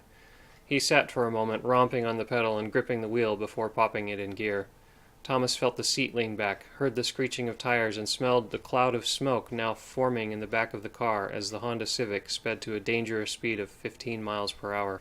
Marcus pulled over and stared at Thomas, waiting for a response. "What'd you think?" Marcus asked through his wide-eyed grin. Thomas thought for a moment. "It seemed impressive initially, but once we got moving, it didn't feel like I'd imagined it would." Marcus chuckled. "Let me show you something." He pointed to the gas pedal. "I have a switch wired into the pedal that engages when I floor it. It runs to a relay in the trunk that controls the radio for the screeching noise, the modified motors I put in the power seats for the feeling of being thrown back, and the smoke canisters under the rear bumper. There's no way this four-banger could spin the tires, but a little creative engineering is enough to impress the ladies." From that moment on, they were friends. Marcus was greatly instrumental in smoothing Thomas's transition into the human race. The two of them shared a love for technology, especially anything dangerous or illegal. Thomas continued to have an uncanny knowledge of events before they took place, and still somehow knew instinctively where to be to avoid notice. Together the two of them explored a variety of questionable and innocuous activities, making use of the knowledge Thomas had acquired through the years of reading, as well as his knack for avoiding or getting out of trouble. Marcus contributed his technical skills, as well as his knack for creative ways of getting them into trouble. Marcus took to calling Thomas Ace, and it eventually stuck. Thomas, aka Ace, and Marcus also shared a love of philosophical and psychological thought. They would stay out late discussing these.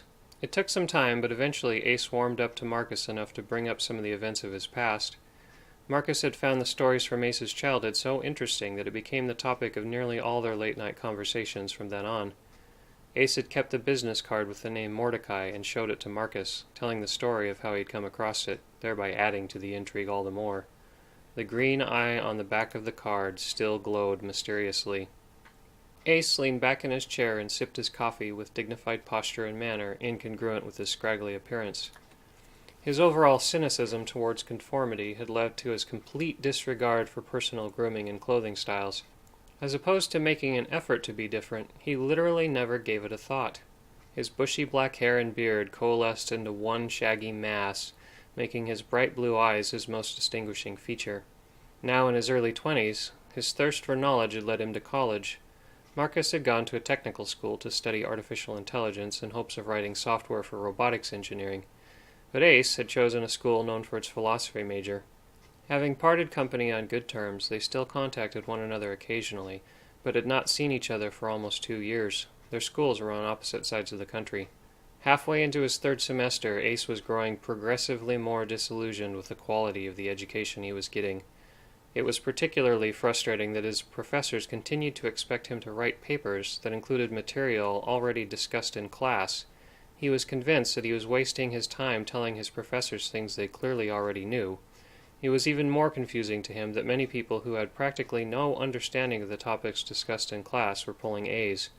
He couldn't imagine why someone would favor a good grade over learning the material. He would often turn in papers either late or not at all if he felt his time was better spent on something else. Consequently, his grades were a sporadic mix. He didn't really care, and in fact, he never even bothered to check his GPA. He had a tendency to bring up topics that made people uncomfortable, especially stories from his past.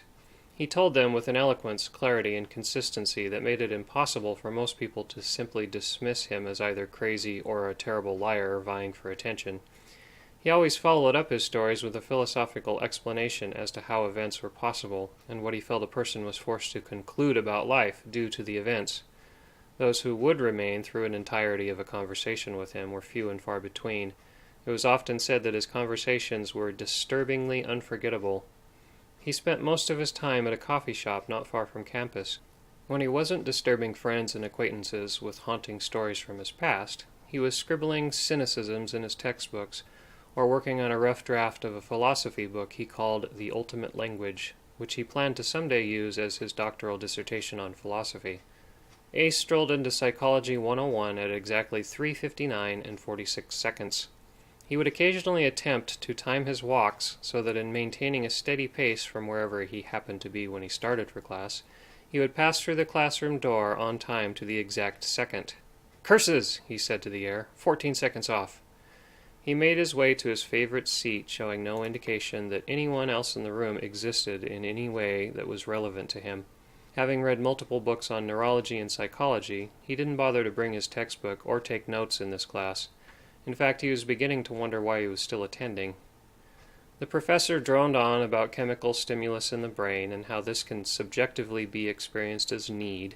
He moved on to neuroplasticity and the relationship between the existing neural framework and the chemicals that are affected by and also have an effect on brain activity. For illustrative purpose, he brought up the famous experiments of Pavlov and his salivating dog. The professor was in the middle of a sentence when Ace raised his hand. Murmurs spread throughout the classroom. The professor sighed. "What is it, Thomas?" Ace seemed to look through the professor off into a distant galaxy. "I can't help but feel we should be psychoanalyzing Pavlov rather than his salivating wonder dog," Ace began. "Why do you say that?" the professor asked before it occurred to him to stop himself. "I'm wondering, what do you suppose motivates someone like Pavlov to ring bells and feed dogs? Perhaps the dogs secretly masterminded the entire project. This would benefit the dog in guaranteed regular feedings and possibly satisfy its need for clandestine and despotic control. As we all know, this makes up the better part of canine psychology. I find Pavlov's whole account highly suspect. In my experience, dogs are not as easily swayed as Pavlov would have us believe. On the contrary, I found them quite dogmatic, pun definitely intended. It could be the dog was making a sound that motivated Pavlov to continue his experiments. It's widely known that dogs can hear tones undetectable to the human ear. Perhaps dogs are also able to make such sounds. What if Pavlov's subconscious mind was being manipulated by a subtle unknown canine language? The professor shrugged his shoulders. I can't argue that dogs often exert a great deal of control over their owners, not as much as cats. I find it hard to imagine dogs using high-pitched sounds to perform mind control as part of some kind of despotic conspiracy. Ace seemed distant. He was looking at the back of his hand as if he was seeing it for the first time, and it was greatly disconcerting. What sort of sound would a research grant make? I'm not sure why, but I have the sense in the back of my mind that it's similar to the sound of a wombat in heat. Anyway, I'm sure a dog could mimic it. I'm getting the impression you're not taking this class very seriously, Mr. Hodges. Phew, that's a relief. I was beginning to think I was the only one who noticed. Jake sat across from Ace at a small table in a coffee shop just down the street from campus. Jake had been intrigued enough by Ace's comments during the psychology lecture to follow him out of class and continue the dialogue. It had become a regular occurrence for students and sometimes professors to follow Ace out of a class to discuss something screwy or interesting he had said.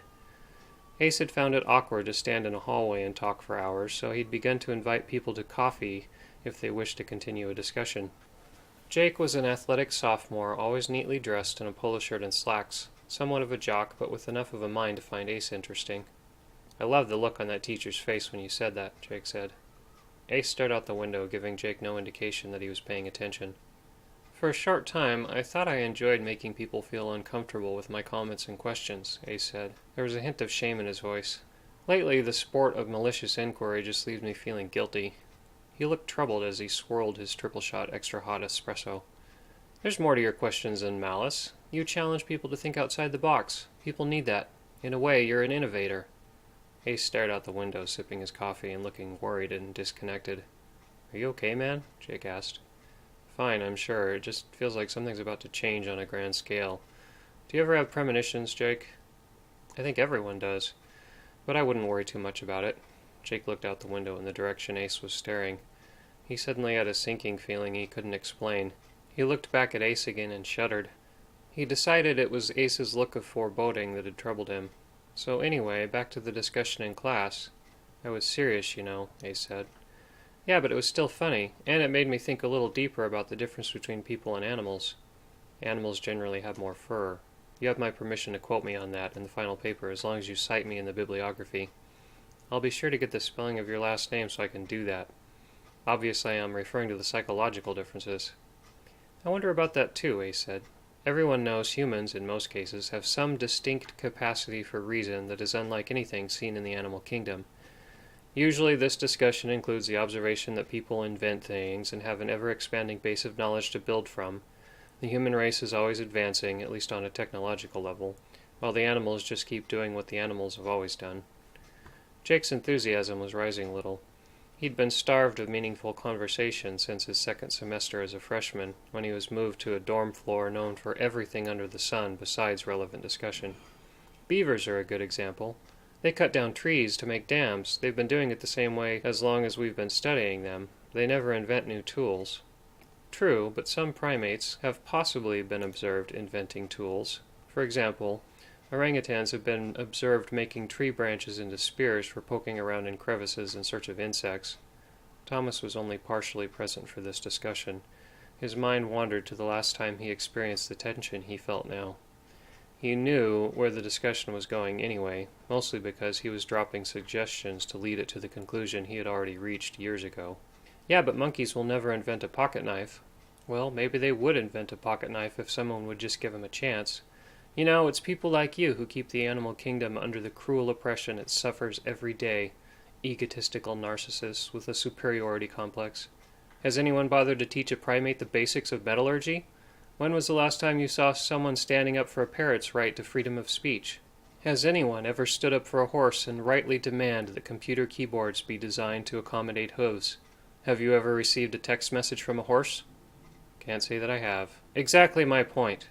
You're a little off, aren't you? Ace tipped his empty cup of coffee sideways. He had a habit of sucking it down even if it was boiling hot. I'm going to go get a refill. He came back to the table a moment later. Jake was watching him with concern. Ace could tell by the look on Jake's face that he needed to tone down his ranting. You know I'm only kidding, right? Jake just stared at him, having second thoughts about having accepted the invitation to coffee. Ace sat down. Look, the reason I brought up primates inventing tools is so that we could come to a precise comprehension of what distinguishes the human race from the animal kingdom, besides the extra fur. Playing devil's advocate helps refine our understanding. I agree there's a distinct difference between the animals and people, but that difference is more specific than simply building things or making tools. Jake relaxed just a little. He was finding Ace difficult to read, but he was picking up on his dry sense of humor. Ace had a way of sounding completely serious even when making utterly bizarre comments in jest. So what do you think the precise difference is? I've already come to my conclusion. Let's hear what you think. Jake sat up straight, a little surprised. What do I think? I just asked you that. Now you're asking yourself? Be careful. If we bombard you with too many questions, it might short-circuit something inside your head. Then the grape jelly would run out all over the floor. But in all seriousness, you will understand the issue more clearly if you reason your way to your own conclusion. Jake glared a little. For the moment, I'm going to overlook how insulting and arrogant you're coming off. Judging by the way you dress, I'd guess you haven't put as much thought into what's socially normative as you have every other subject. I'm curious to see where this discussion is going, so back to the topic. I guess I don't know exactly what makes us different from animals. Maybe it's a degree of intelligence. Not likely, Ace offered.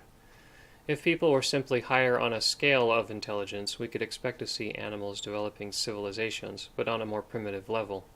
Animals, however, do not advance whatsoever. Something that distinguishes humanity is completely missing from animals. Our job is to identify that thing. Maybe that's the key then. What you said, advancing. Good, you've narrowed down the observable distinction. Now try suggesting a psychological cause for that distinction. I feel like you're placating me, but I'll play along. Well, people think about how things work, but animals only go by instinct. Too vague. Ace waved his hand, dismissing the comment. Then he noticed he'd polished off his second cup of scalding hot coffee. You can't make statements like that without defining terms. What do you mean by thinking and instinct? Think about that while I get a refill. Ace came back with his third cup. How can you drink it so fast? It's practically boiling. I seem to have a high tolerance for pain. Pain is one thing. I suppose you have the same tolerance for second-degree burns? Ace stared out the window, looking concerned. The sense that something strange was about to happen continued to grow. What exactly are you looking at?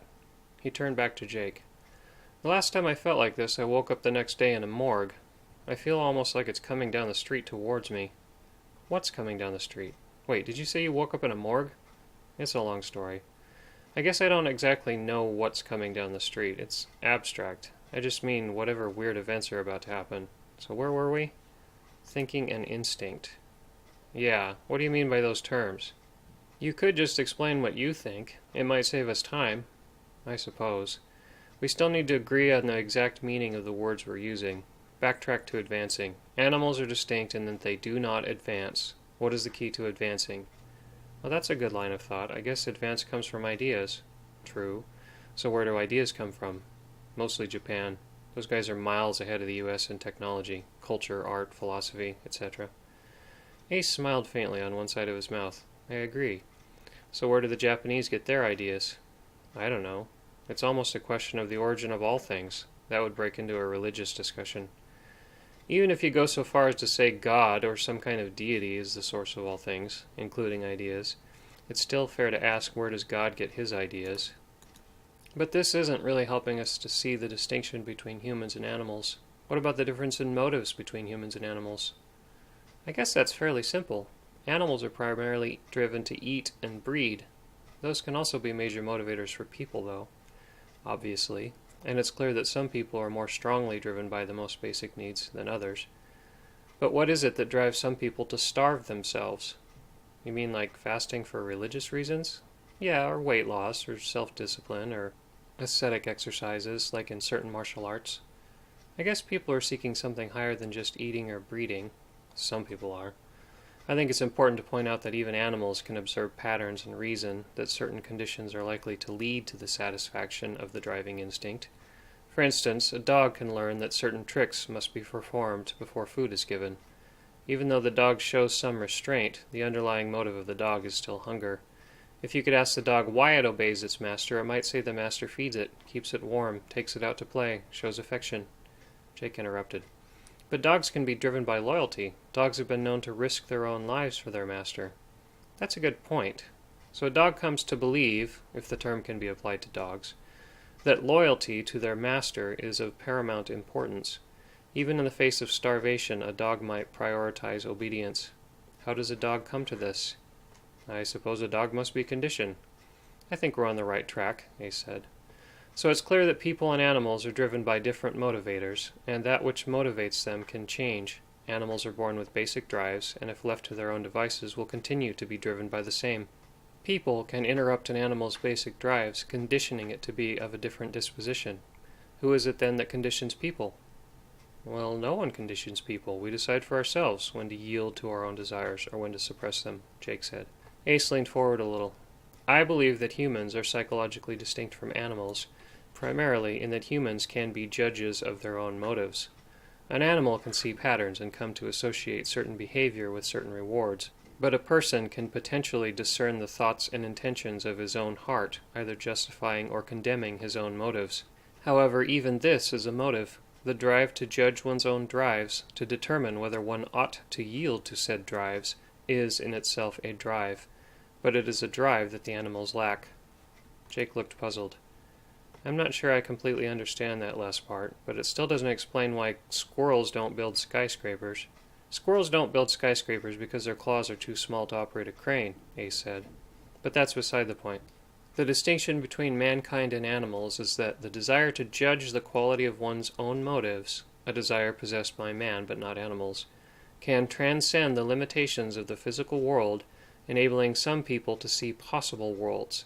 It's an insight into these possible worlds that enables a person to bring possibilities into the current physical world.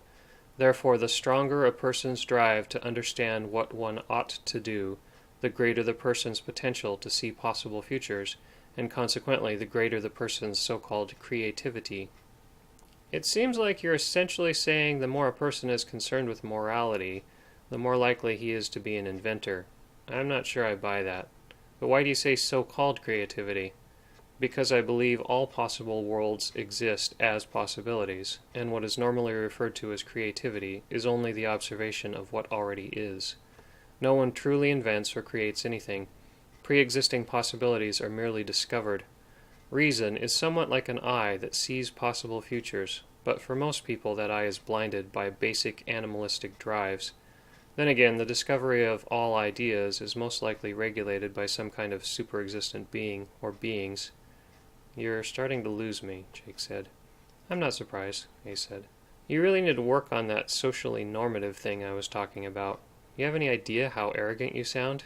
"Oh, I meant no offense. I guess I came off as condescending. I just meant that most people lose interest in these conversations when it gets uncomfortable, and for some reason it always gets uncomfortable. I'd like to communicate with someone on a level that would require several weeks of context before it would even begin, but I don't think that's ever going to happen. I'm losing faith in my species, and I'm jaded against the possibility of ever engaging in such a discussion. Don't write me off yet. I haven't lost interest. But I would like to know how you justify claiming a person's creativity is related to the strength of their ethical convictions." "Did I say that?" Ace asked. "Basically," Jake said. "You said the distinct human capacity to judge one's own motives gives us the ability to see possible worlds. Judging one's own motives or exploring what one ought to do is an ethical consideration. Having a strong tendency to judge one's own motives is equivalent to having strong ethical convictions." "I would agree with that," Ace said. "I think you also implied that reason is the same as the drive to examine one's own motives. I can't say I agree with that." "I did jump to that without explaining myself." Ace appeared slightly more engaged in the discussion as he dipped a packet of sugar into his coffee, working it as if it were a tea bag. Jake didn't seem to notice. "Okay, Jake, this will take some context, so bear with me." "I'll do my best," Jake said. Ace continued. "I find it simpler if I visualize certain things. I see motives as arrows representing the urges we feel towards different ends. A dog has a huge arrow pointing towards food. A rabbit has a huge arrow pointing towards reproduction. Professor Roberts in the chemistry department has a huge arrow pointing at, well, food and reproduction. Each of these arrows is intrinsically able to reason independently within certain limitations. One limitation is sensory input. Data must be taken in through the senses and analyzed. Another limitation is mental capacity. A person might have great eyes but lack the ability to process images. However, I believe the most significant limitation is intrinsic to the motive. For example, if a dog desires only to eat, as long as the dog only thinks in terms of food, data that does not relate to food is of no value. The same could be said of any motive. Let's suppose an alcoholic is told that counseling can help him conquer his drinking problem. A true alcoholic with no other motives would ask how conquering his drinking problem would help him to get more liquor. The same is true with a wealthy person who only gives money to charity when there is a chance of reciprocation. The purely greedy person gives, all the while asking how this will help secure more funds. Basically, you're saying that everyone reasons according to their motives, Jake said. Yes, Ace said, and even animals have a certain capacity for reason. The leap I made from there was to conclude that the noblest of motives is the drive to judge one's own motives. If this motive is the greatest, it could theoretically subject all other motives to itself, thereby giving it access to all motives and their reasoning capacities. Consequently, the drive to judge motives has the greatest potential to see possible worlds, i.e. the greatest potential creativity. Chapter 5, approximately 20 pages later. Ace's body seemed to shrink with the melancholy that suddenly dropped his eyes to his coffee cup. It still feels like you're missing a piece of... Jake stopped mid-sentence, noticing Ace's troubled posture. You suddenly look really depressed. I didn't think you had emotions like regular people. The world is a tragic place, Ace began, looking a touch more disgusted than depressed now. Everyone jumps from one pursuit to another until their souls are a sea of conflicting desires. In the process, we, the human race, have all forgotten who we are. You think every person is somehow meant to be singularly focused? Jake asked. Thomas turned his cup a little as if he suspected to find some secret on one side, and he looked up. What would you do if you suddenly had $1 billion, Jake? I would invest it wisely, I suppose. Let me rephrase that, Ace said. What would you do if you had $700 trillion? I don't know what I'd do. I'd have to think about that. Ace squeezed his fists in frustration. I expected you would say that. The truth is, most people, especially in this country, are in pursuit of money, expecting that at some point they'll have enough of it that they can do what they want, whatever the hell that means. Really what they're doing is distracting themselves from the dreadful emptiness they would feel otherwise. Maybe you think too much, Jake said. Maybe if we ask ourselves what we would do if we had unlimited resources, the answer will tell us who we really are. Maybe you just need to get laid, Jake suggested. Sometimes I think a girlfriend would give me the opportunity to bare my soul or talk on a level that I long for. Perhaps if you put a little more effort into your appearance. Grooming would require me to multitask.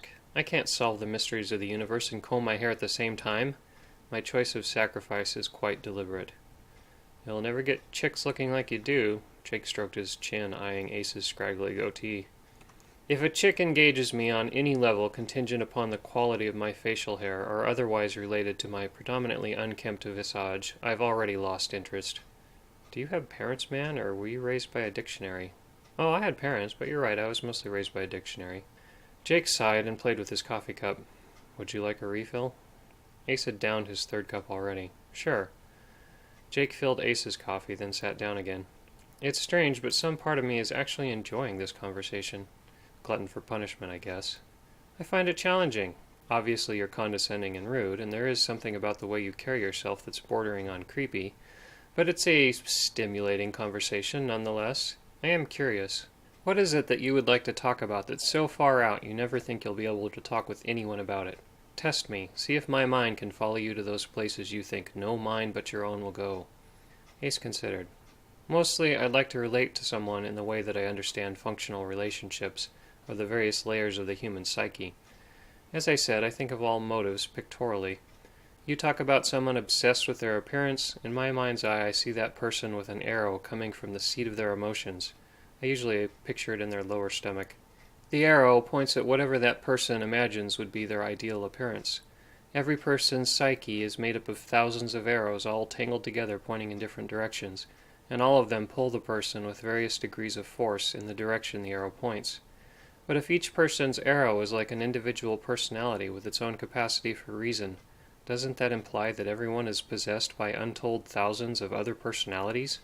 I assume it does, and I believe that what I saw as a child were these other personalities wandering around without bodies. Ace leaned forward. How long can a man survive without oxygen? That seems a little off topic, Jake said. I thought we were discussing layers of the human psyche. I'll get there, Ace said. Just answer the question. How long can a man survive without oxygen? I don't know, Jake said. 20 minutes, maybe? Without permanent brain damage. I guess it depends on the conditions. Then tell me how I laid at the bottom of a lake for 5 hours and still lived to tell the tale, Ace said. Like I said, Jake said, brain damage. But seriously, you don't expect me to believe that. Do you have any idea how awkward it is to have to explain to your family that you're not dead? But like I said, it would take weeks of context just to get to the level of discussion I would like to start having. It would also require acceptance of many things commonly believed to be impossible. For example, I can't effectively discuss layers of the human psyche with someone who doesn't believe the mind exists independent of the body. The mind doesn't exist independent of the body, Jake said. Science has proven that. Bullshit, Ace said. Perhaps your mind doesn't exist independent of your body. I believe the same is true of anyone who has no appetite beyond animalistic impulses. I, for one, have come to grips with the fact that this body is decaying. If one cannot live without one's body, one is far too attached to his body by my estimation. Have you ever wondered what life would be like if you had no body, Jake? Can't say that I have. Have you ever been hungry, Jake? That's a stupid question to ask. It's a leading question, Jake. Just play along. Fine. Yes, then I've been hungry. What exactly is the you that knows you are hungry? I don't know. The self? The ego?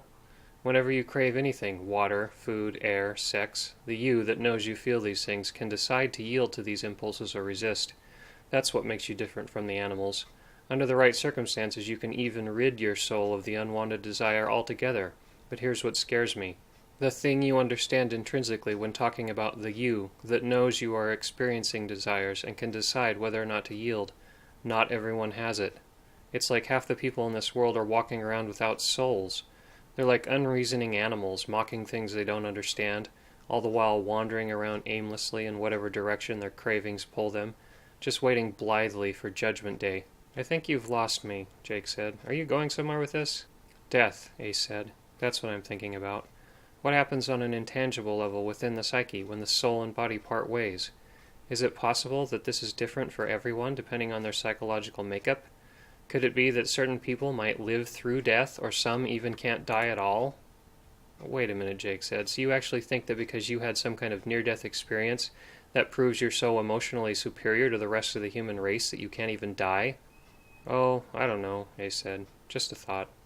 Perhaps the damage our body normally undergoes is somehow dependent on our interpretation of pain. I have reason to believe our uniquely human capacity to rid our soul of unwanted desires can go so far as to let us reinterpret pain. Perhaps the choice to embrace all experiences somehow transforms events that would normally kill us into something benign. Ace held up his coffee. Steam wafted off the top. He stared Jake in the eye with a look that was a mix of concern, confusion, and triumph. Do you believe in pain? With that question, Ace chugged the entire cup of boiling coffee without flinching. Jake leaned back in his seat. Remember when you said your conversations always reach a point of being uncomfortable? I need to get back to my homework anyway. He calmly got up and made his way to the door, opened it, and turned back to Ace. The world is fine the way it is. Maybe you should just leave it alone. Finish school, get a job, buy a house, raise a family. Die and find it was all meaningless, Ace added. The door to the coffee shop swung shut, leaving Ace alone with his empty cup. Jake passed by the windows along the sidewalk, stirring up about a dozen crows that had apparently been gathering on the sidewalk just out of sight. Ace sighed as the crows landed again. The appearance of crows always seemed to coincide with life-altering events, further confirmation of the nagging, unnamed anxiety in his gut. Would you like another cup? A voice asked from the chair across from Thomas. Where did you come from? Ace raised one eyebrow. I come and go as I please in this world. In a way, you could say I created it, or at least the specific circumstances that affect you. So you think you're some kind of god? No, I'm the author. It is the duty of my office to supervise the circumstances that bring about the development of each person's character. The author was a tall, thin man with dishwater blonde hair, brown eyes, and a reddish-brown goatee. He was seated at the table with Ace, drinking the last of a white chocolate mocha. He seemed unusually comfortable in his seat, having apparently materialized from thin air only seconds ago. Sure thing, Arthur, Ace said, as he leaned back in his chair, entertaining murderous thoughts about the crows, and wishing there was someone who could share in his appreciation for the murder pun. This mysterious person calling himself the author struck a nerve. Ace felt sure he was about to hear a sales pitch for some pyramid marketing scheme, or be asked to buy a coupon book. Somehow he felt obligated to be snarky whenever someone wanted to sell him something. So what can I do for you, Arthur? Ask me anything you like, the author said. I can answer any question you might have. What's in it for you? Every motive can be thought of as a question. I take it you overheard my conversation with Mr. Status Quo. I wasn't here, but I know of the conversation. Can I get you a refill on your coffee? I've probably had more than I should have already, but thanks anyway. Trust me, Mr. Hodges, drinking too much coffee is the least of your worries. Ace cocked his head to one side. I suppose I should be concerned how you know who I am? I know practically everything there is to know about you at this point in your development. Really? How will I spend this Friday? First on a plane to Minnesota, then you'll be interrogated by government agents, then... Ace cut him off. Is there a point to this? I feel I should let you know you're wrong on a major point. And what point is that? You believe the desire to judge motives is the noblest of motives. I once believed that, but watching you helped me understand that this only begins to lead you to the ultimate motive. So what's the ultimate motive? The question it asks is the fourth one you asked me. How can you remember the fourth question I asked you? I just went back and read over the dialogue. While you were talking to me? I can move freely through time in this world, but not in my own. However, I can only do so with the assistance of the mediator. Only he has personal power over time and space. That must be nice. So tell me what I dreamed last night. You didn't dream anything last night, but I told you, Thomas. I'm here so you can ask me questions. Is there anything you would like to know? Thomas pondered the man before him. There was something familiar about him. Maybe it was that he reminded him of himself. For reasons he couldn't place, and in spite of his first impression, he felt the man could be trusted. I can be trusted, the author said. And you remind me of myself also. I don't remember saying that out loud, but it's a weird day. I've been expecting something weird to happen. Am I hallucinating this conversation? A jarring thought came to Ace's mind. Wait, did you say something about the mediator? It's possible that you're hallucinating all of this. Maybe you're one of those people who thinks his life is a story being written by someone else, and for you the delusion is so strong you actually hallucinate the author of your own life. Maybe you're right. Sometimes I feel like I'm living out some demented writer's attempt to package his pet philosophy in an outrageous sci-fi novel filled with contrived, unrealistic events, bad dialogue, flat characters who use far too many vocabulary words. Have you ever had that suspicion?" The author's face twitched a little. He seemed a bit put off by the comment. "It's a common paranoia. But no, on the contrary, I feel as though I'm constructing a complex story with elements too out of the ordinary to be explored in a normal setting, and my story becomes reality." Ace raised one eyebrow. "Well, that's a new one. Have you thought of seeing a psychiatrist?" "I feel the same way about psychiatrists as you do." "Well, never mind then. I suppose I could ask how you know how I feel about psychiatrists, but if you're nothing more than a product of my subconscious, you don't know anything I don't already know." "Try me." There was the offer again. A sliver of pride made Thomas hesitate to ask the man any serious questions. Doing this seemed equal to acknowledging the man was some kind of wise, all-knowing sage. But of all the unexplained events in his life, one always troubled him, and it came to mind now.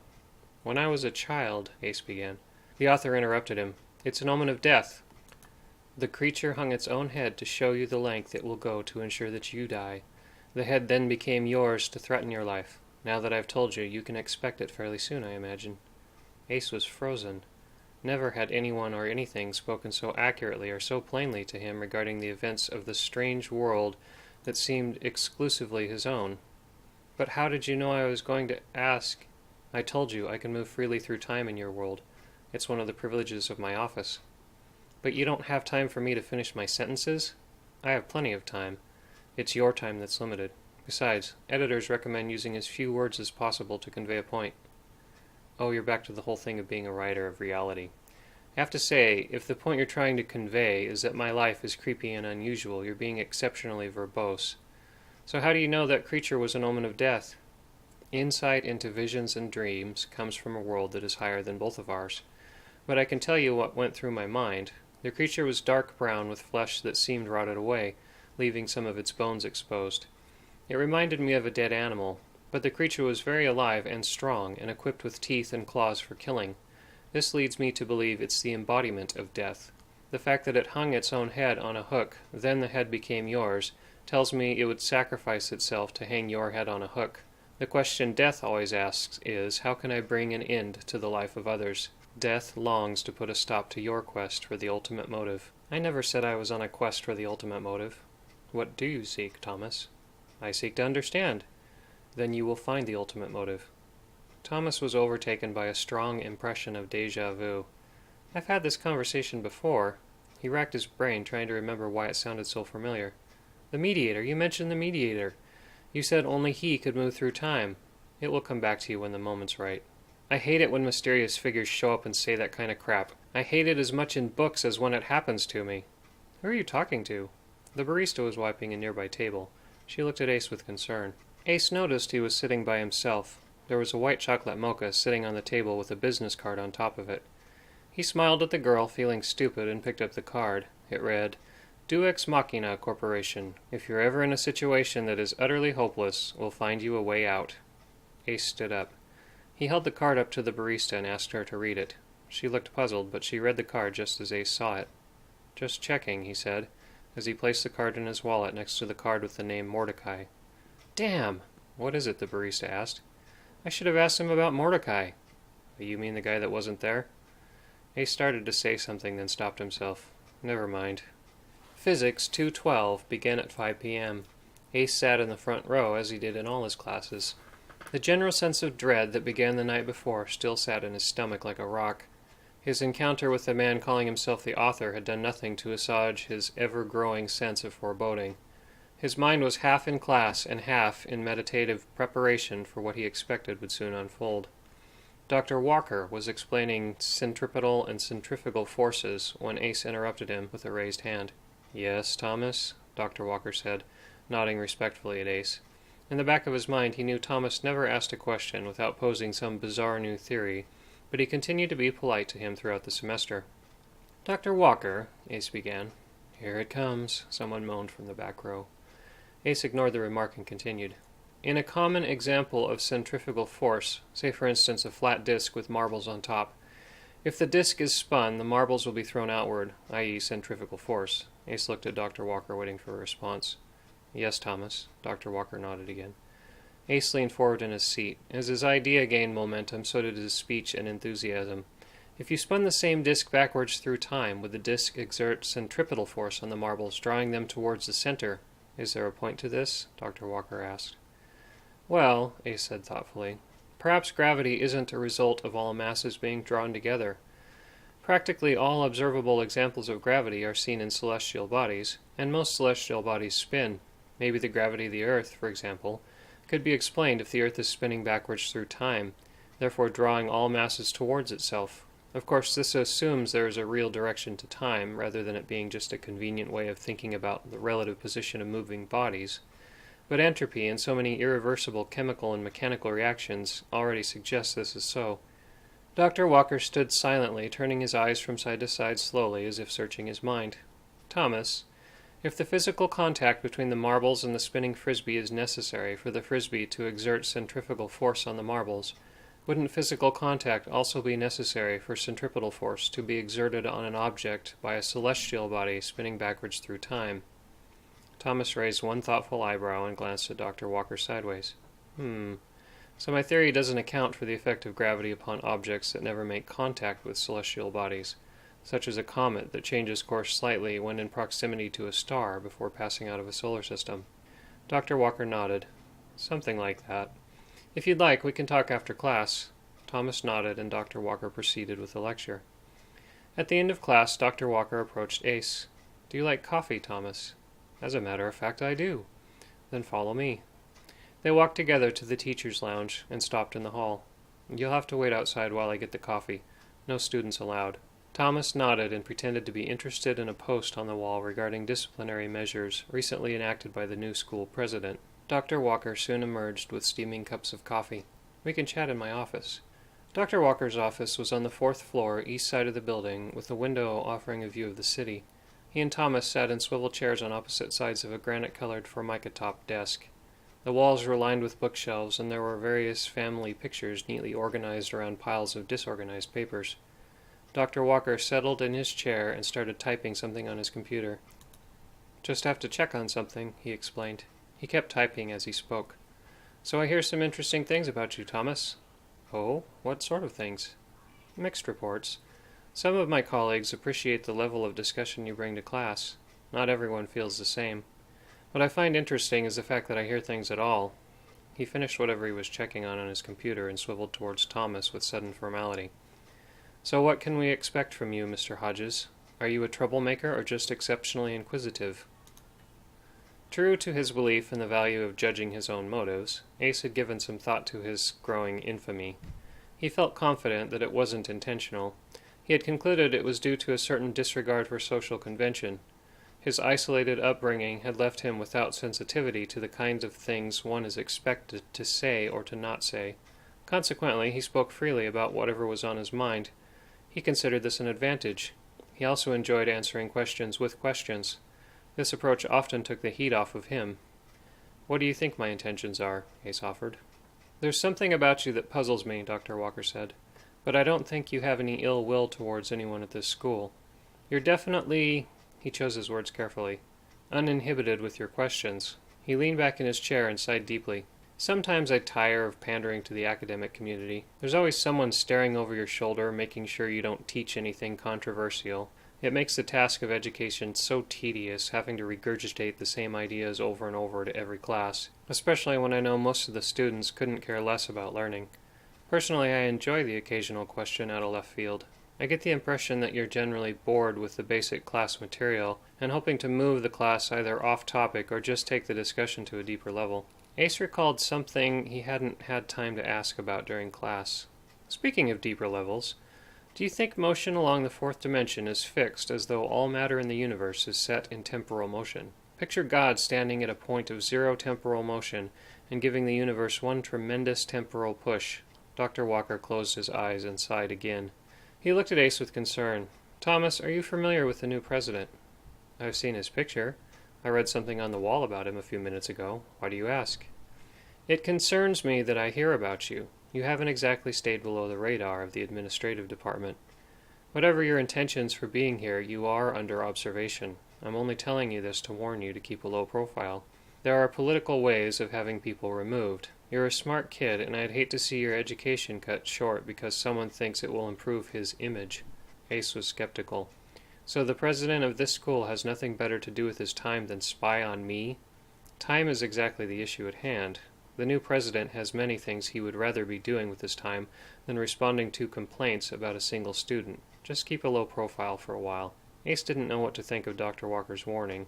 He still couldn't imagine the school president even remembering the name of a single student, much less personally responding to complaints about one. So just out of curiosity, what sort of complaints might be circulating? Nothing concrete, just a lot of vague misgivings. One professor thinks you have a problem with authority, another thinks your questions show disrespect. There's a handful of students who have taken it upon themselves to see you expelled, and a couple of profs might be backing them. For being inquisitive? Sounds a little extreme. I agree, but not everyone appreciates having their presuppositions challenged. Just be careful not to give anyone any more ammunition. This will blow over if you don't do anything to draw attention to yourself for a while. Ace thought about what he might do different. He wasn't sure there was anything he could do. He had come to the school to learn, and if responding to questions made some of his professors uncomfortable, why would they want to be teachers? He couldn't imagine any reason for attending school other than learning, and he couldn't imagine learning without having questions answered. He decided if he were to be expelled through some kind of political maneuvering, he could always attend a different school. I will do my best to learn as I've always done. Speaking of which, could we get back to the discussion about time? Dr. Walker shifted in his seat. He wasn't sure he was getting through to Thomas. Whatever happens, I hope you never lose your thirst for knowledge. I have to encourage you to pay attention to the reactions you're getting from people. Try to tone it down a little, or when you see subtle clues like facial twitching and groaning. I might be able to do that, Ace said, as he considered whether or not it would really be worth the effort. Dr. Walker relaxed a little. So what was your question? Something about God pushing the universe through time? I'm trying to imagine all objects moving at exactly the same rate through time, so that if the rate of any single object changed, it would be out of phase with the rest of the universe and seem to disappear. In the same way, if there are objects out of phase with the timeline of other matter in the universe, a phase synchronization would result in objects seeming to appear out of nowhere. I'm not sure what you describe is best thought of as objects traveling at different rates through time. Motion along a theoretical fifth spatial dimension has often been described as you suggest, but time is more a semantic tool than anything. We use it to describe the relationship of various objects in motion within three-dimensional space. Then again, motion is also highly debated.